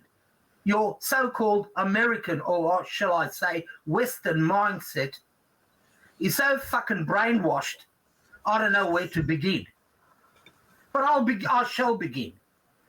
As we speak, I'm working on a immigration matter here in Sydney, Australia, and there's a thing fucking called United Nations criteria to determining refugees. I'm sure you have not read it because you ain't a fucking lawyer. Maybe that's a good thing. But anyway, let's First question I'm going to ask. Hang on, Jim. First question I'm going to ask is nationalism. Jim, just hold on a second. Before you go with your question, we got a super chat here from Wicked Wally. He says, "Kangaroo Court with Jim Bowden's." Then make sure. Good on you. Fucking about fucking time. Go ahead. Go with your question. Go. I was just fucking bored. I couldn't believe what this young man was saying. You need a bit of fucking reading. I think you do. That's what you need. Bit of, Can you stop sticking talking down and to read me? your content. really Anyway, the bad. question. I just want to be specific. I want to be specific. You mentioned nationalism earlier, and young Joker said nationalism existed forever. Absolutely. And I will give you the source. Read Thucydides, the Peloponnesian War. Now, that is about 400 years before Christ. In other words, 2,400 years ago. It's a thick book.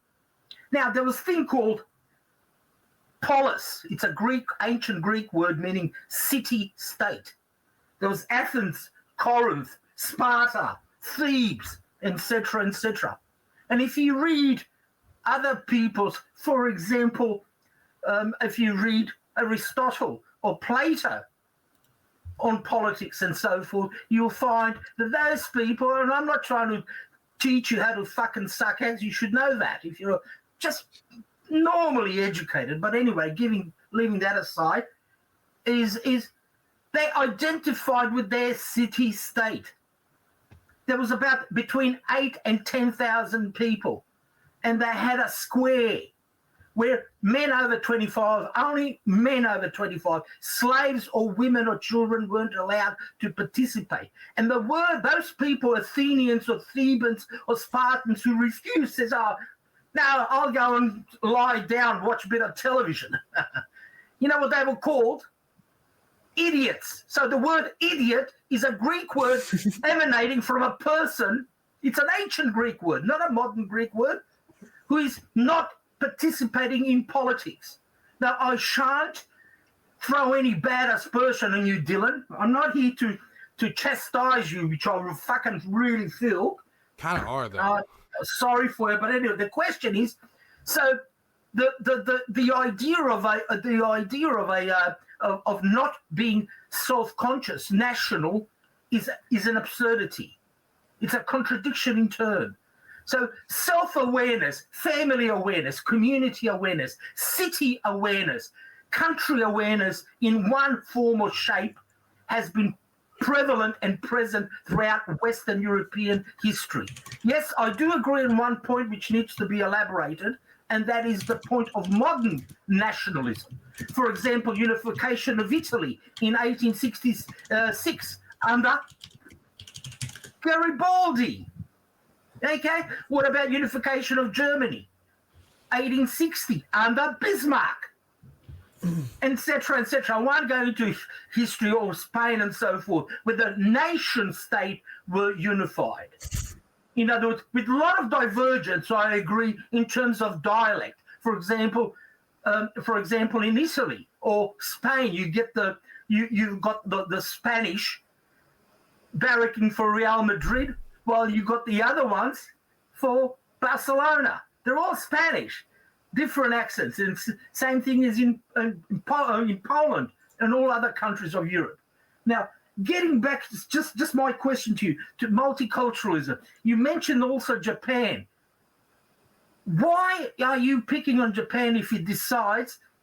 First question is, multiculturalism is a phenomenon only present in Western European countries. Europe, Canada, America, Australia, New Zealand. First world countries. When did Australia or any country have a referendum? When did you vote for open borders? And I think that is a very important political question nobody's asking. What is the benefit of having someone who cannot read or write your language, uneducated, coming into your country? That's my question. What is the benefit? Okay, so there was a million things said there. So first, when it Well, came I had to say a million. because you're Let's let going him over respond. all over Jim, the we fucking gotta shop. let him respond. Go ahead, Dylan. Yeah, sorry, go ahead. So, Mr. Kangaroo, I never said that ties to your locality I'll give you or a fucking ties skip, all right? Jim, you gotta let him respond. You gotta or let him ties to respond. your locality or ties to your culture or identity or tribe or different things that people have ties to, that never existed, or pride in that ever existed, or want to preserve it never existed until very recently. I'm talking about the nationalism around the nation state, that the idea that the people of said, say, ethnic group, they should act as a political class separate from kings and lords and fiefdoms, united as the political class ruling the nation state. Not necessarily as a democracy, but as that, like, I don't know why you look at me like I'm crazy, but that is a more modern phenomena that developed in the 18th and 19th century with the falls of these more like long-standing historical monarchies. As for your question of why, what was it? Why should we dictate what Japan's like policy should be? What was the question?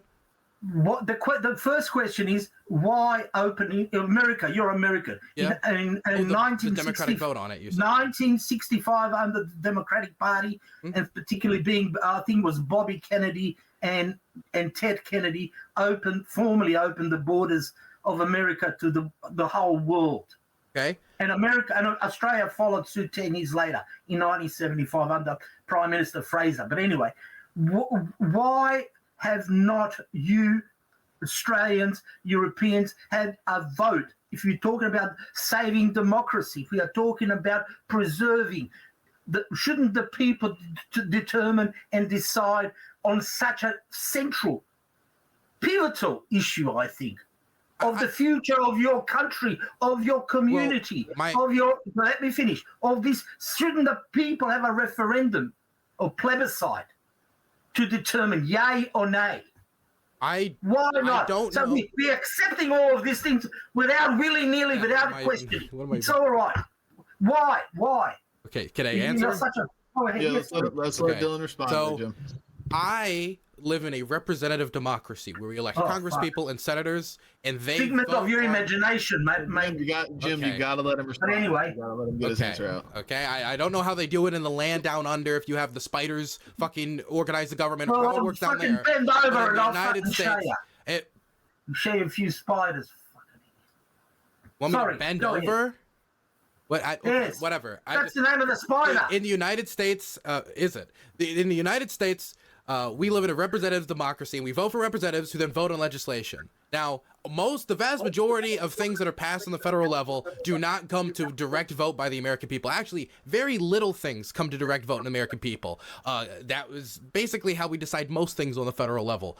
I don't know why this specific issue in particular, they should have had everybody get together and vote on it. I'm not even necessarily opposed to it, but I don't know why that's so special. We could host that vote today, but I also don't think that the vote would be, close off the borders either. I mean, you could say it was a shoulda, coulda, woulda situation, but I don't understand why this is so special, that this one needs to be special from everything else. It has to be a national referendum across the whole country for this specific piece of legislation. We don't do anything else like that. Okay. Could I say something? Do you believe in Jim, we got to make this your last follow-up. Yeah, all right, sorry. So You give one to Joker, he's so lonely. You got to give him a few questions. I'm just enjoying the show. I'm young Joker. Well, MC. all right. The last question, I won't hog the bloody thing, but is simply to say that I'm actually doing a matter. I've got to represent was a matter which was handed to me of a person. Now, in terms of being a refugee, and according to the United Nations refugee status, the reason you're classified as a refugee basically is either on if there's a war, being persecuted, or religious basis. Now I've got a person here who is skipped about half a dozen countries and landed in Australia. We're going to court on Monday. Okay, he will probably win.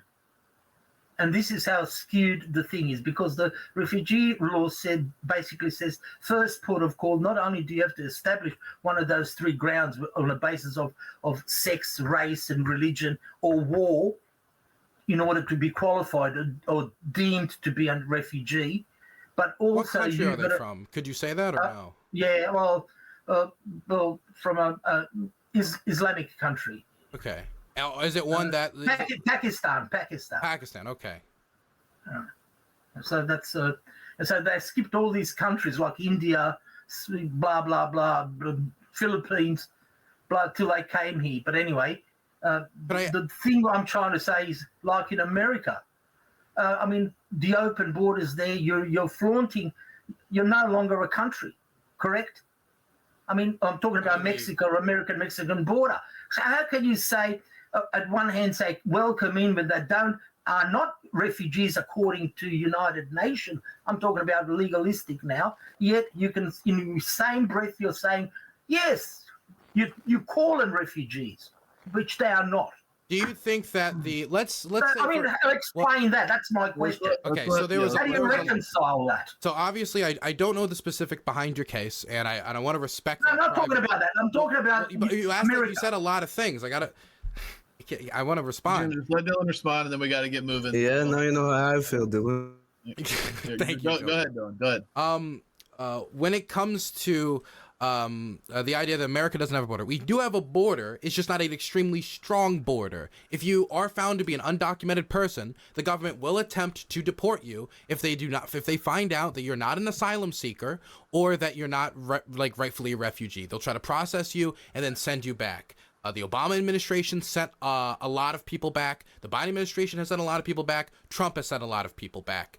Now, you can have a conversation about whether our border needs to be stronger or tighter, but we do have a border. We still exist as a country. There's a lot of countries in the world, like India and Pakistan and China, where every single point of it isn't 100% strong, and people actually do illegally move through it. That happens all over the world, but nobody is saying that those countries don't have a border, even if the border is somewhat lax. So I do still think the United States exists as a country. When it comes to refugees, I don't know the specifics behind your case, but I do believe that if one country has taken on a tremendous burden when it comes to a ton of refugees, because they're right next to where a war zone is. For example, Turkey is the #1 recipient in the world of refugees. Then the other countries behind them should also, and I think this is a moral duty. I don't think legally they have to necessarily in every single instance, but I think it's the moral duty for countries to try to help those refugees as well.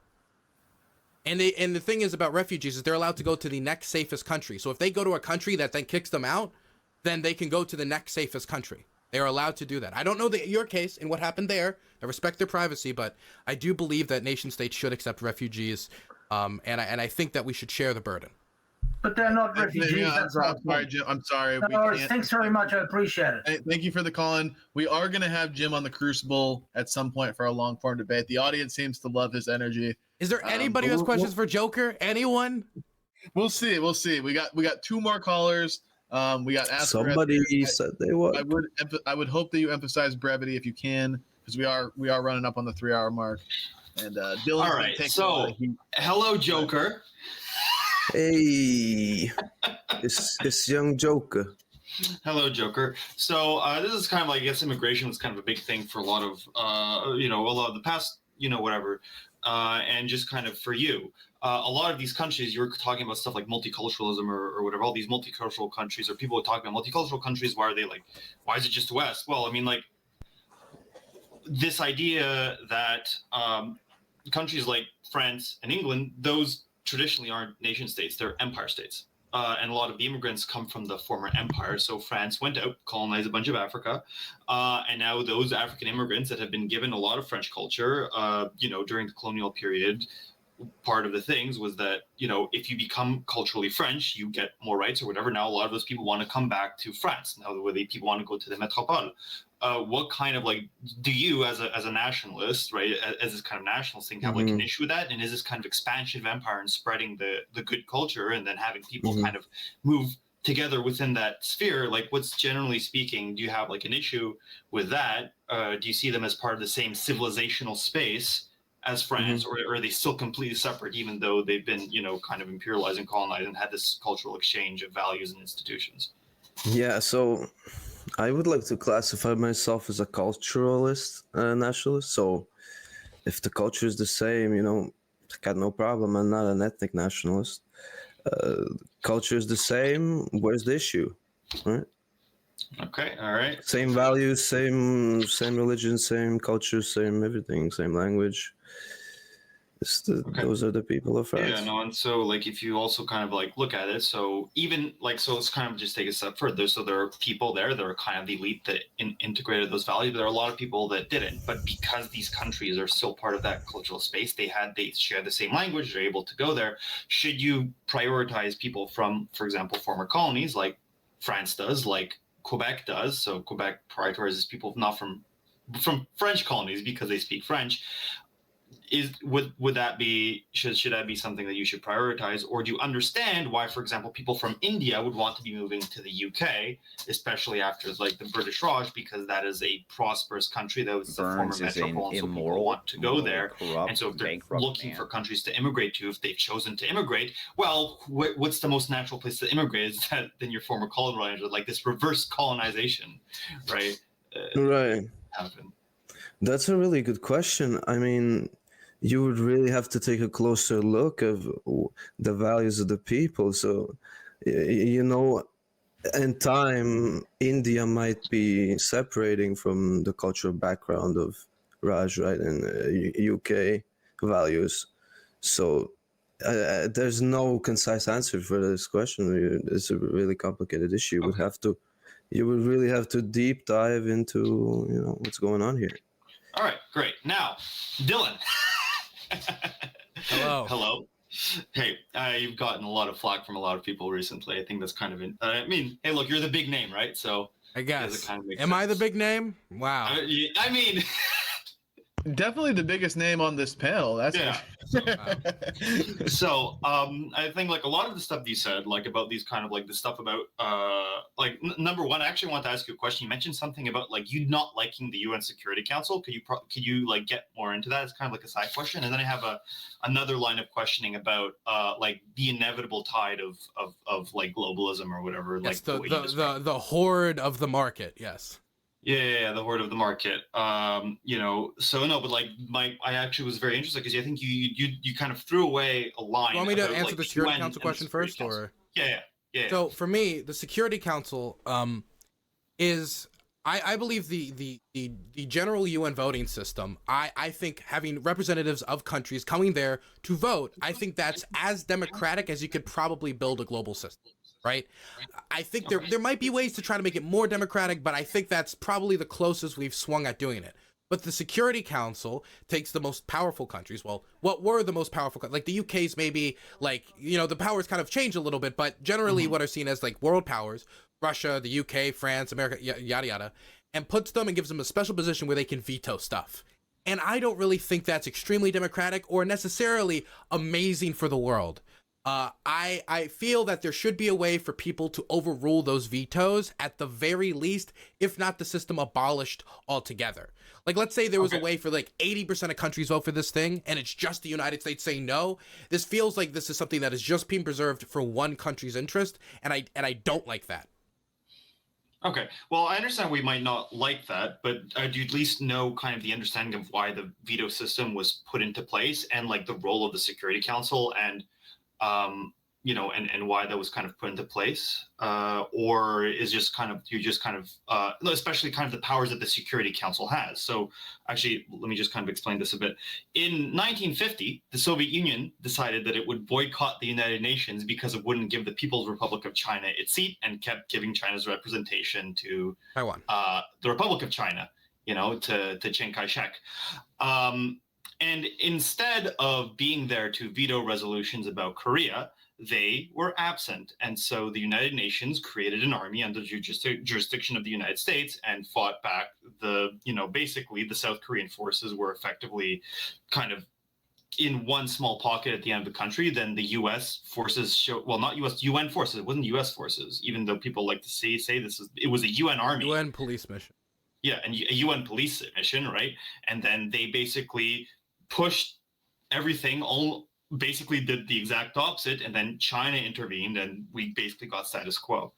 one of the reasons why the veto exists, and this is what the Soviet Union, right, at the time found out the hard way, is that it was basically, they were there, they created the veto, and it was basically to keep the great powers out of each other's business, because great power wars can escalate quickly and can become very, very dangerous, especially in the modern context when basically the Permanent Security Council powers used the fact that they were Permanent Security Council members to grant themselves the exemption to the anti-nuclear treaties, right? And so, as undemocratic as it seems, the fact that the UN Security Council, I believe, has this power to create armies and do police missions like that.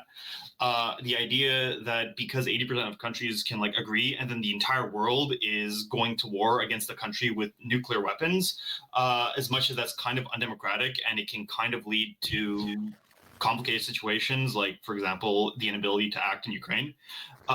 Ultimately, it's preventing larger conflicts that could, very quickly escalate to, not even escalate, but almost necessitate a nuclear exchange between nuclear powers.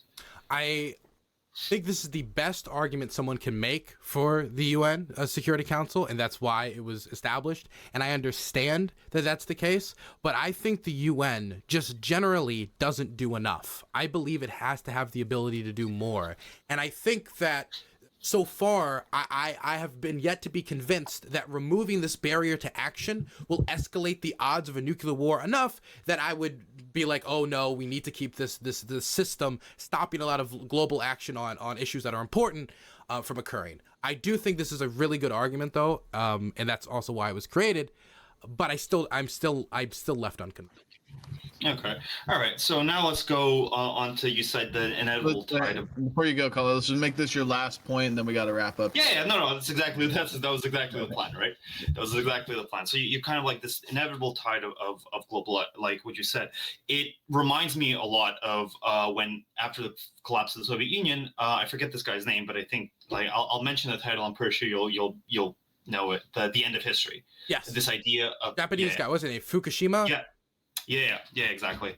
The end of history. It sounds a lot like that. And I think there's this problem when we come, okay, well, this is inevitable, this is that. This is only really inevitable if the institutions that are behind it are neutral institutions. This seemed way more inevitable. Everybody was getting on. Not Fukushima, sorry. Yeah, Fukuyama. Yeah, no, Fukushima was the nuclear power plant. Yeah, that's the wrong. That's really offensive. Fuck. Oops, did we do a racism by accident? Oopsie doopsie. Of course, on the Crucible. Anyway, so this only kind of works if a lot of the institutions are neutral institutions, and this is kind of what I see is kind of this over-idealization in that nations will ultimately act in their best interest. We kind of see, okay, well, everybody's kind of wants to join the EU, everybody wants to do that. Everybody's kind of in lockstep, but a lot of these countries were already part of the same civilization space. After the fall of the Soviet Union, right, you had, the West won the Cold War. That's why a lot of former communist countries did not want to be stuck as part of the losing civilization space and wanted to join the winning civilization space. But this left out the fact that a lot of countries weren't on board with that whole thing. And you kind of see this with, the reason why a lot of countries don't want to act on just seizing Russian bank assets, right, and just giving them to Ukraine, because the de-swifting of a country kind of showed that, well, actually these institutions aren't neutral. And so a lot of countries are afraid, especially developing nations, that if they kind of anger, especially if they have disputes with their neighbors, that they can basically just lose access to everything. And so are now going to be building alternatives. So now we're going to have competing systems, competing blocks. And we're basically back to where we were in, during the Cold War times. And this, I just don't think that there's a lot, unless we basically abolish all countries, right? You go, America, somehow finds a way to disable all the nukes in the world and goes on conquering everybody else, right? And now there's one world government and they're all states of the US. How, this can be overcome, because ultimately countries aren't going to always be aligned. They're going to have different values. You have different value structures, people coming from different civilizational traditions, and this is always going to have that kind of rift. One of the reasons why the UN isn't really powerful is to prevent a lot of these kinds of impositions that can might lead to broader conflicts. It's sure, I agree that it should be more powerful. So, for example, UN peacekeeping forces, when they're deployed, should have a much wider array of powers. Like, I don't know if you know about Nordbat 2. I don't. The supremely based Nordic people that actually stopped a bit of genociding in the Yugoslav wars because they didn't care about don't shoot first. But it's one of the guide. But the thing is, I was reading something today, and the thing is, the UN, that's one of the guiding principles of their UN missions is don't shoot first, only act in self-defense. That is one of the guiding principles of UN missions. That is something that needs to change in certain scenarios. Like Yugoslavia was a situation where they needed to have the ability to shoot first. And Rwanda would be another example. If they were to be more involved, they needed to have the ability to shoot first.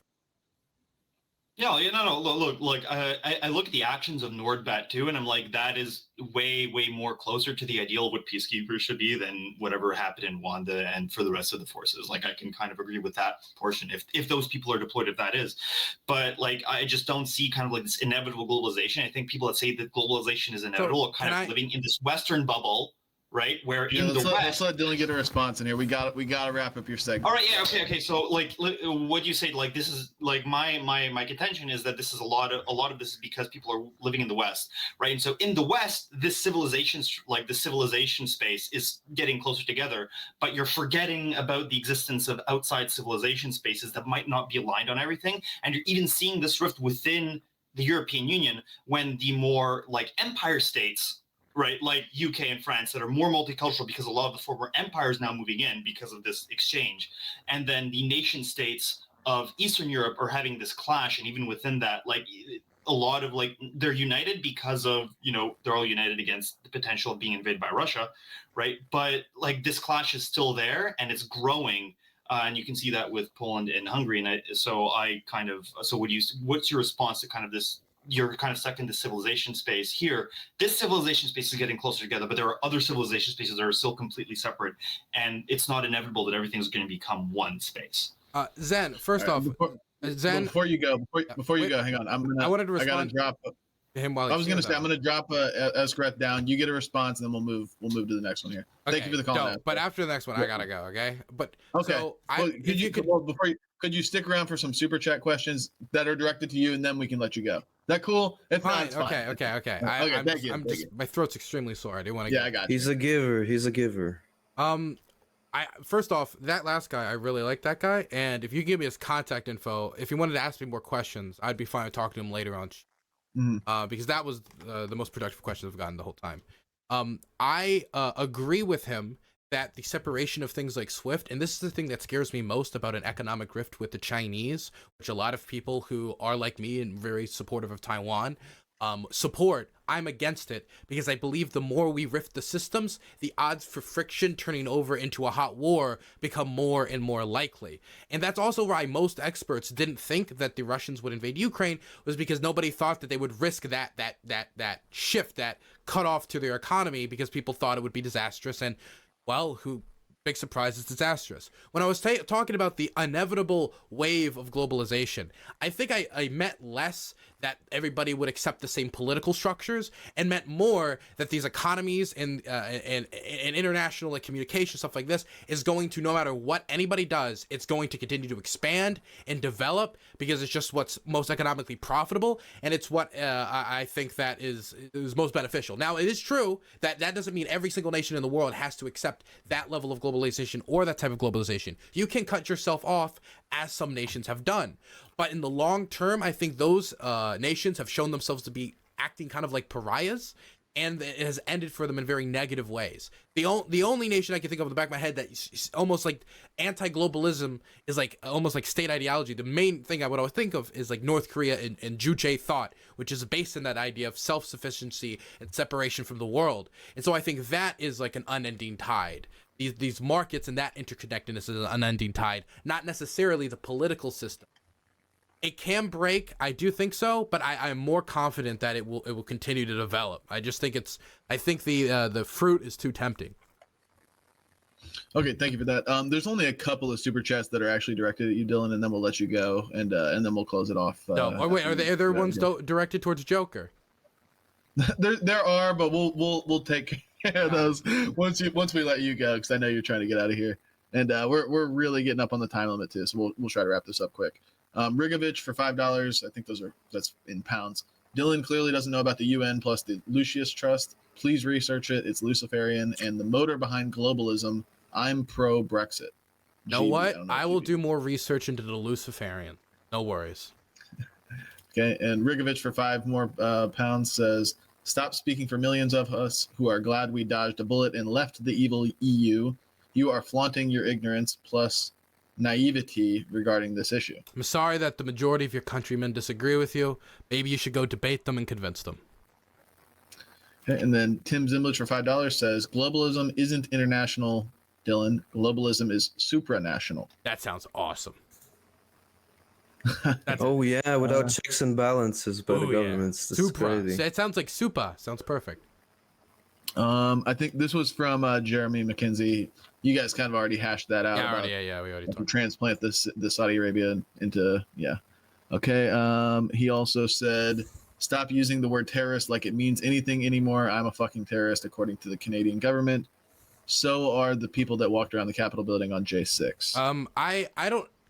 I used the word terrorist that I thought was honest when I was talking about what was happening in Nigeria and Somalia, because people are taking bombs, they're stuffing them in cars, putting them near civilians, and then murdering a bunch of people to try to intimidate the public and the government into like accepting their questions. Now, you can say that the word terrorist has become too milk toast and people disagree about it. That's fine. You can give me your definition of terrorism that you think's fine, unless you think it should just stop being used altogether. But the majority of people still use the word terrorist, and so if that's a word people understand and they get an image in my head, which is usually along the lines of what I described, and I have now described what I meant, I don't think most people would object to me saying that people murdering civilians to intimidate the public is terrorism. I don't think anybody would really have a problem with that at the end of the day.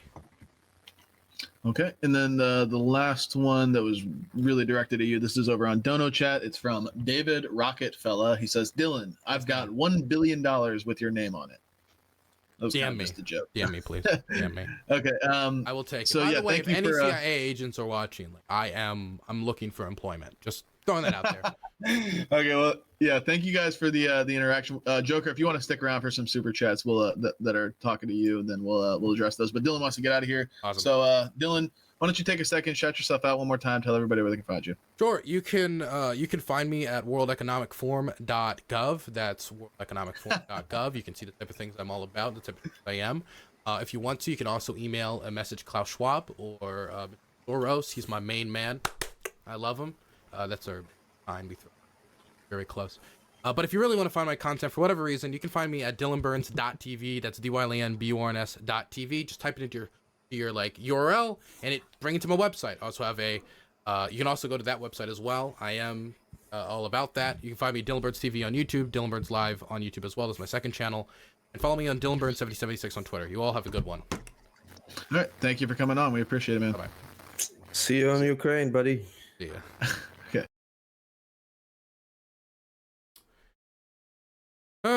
So boys, how did I do? Did I defend globalism like a brave warrior?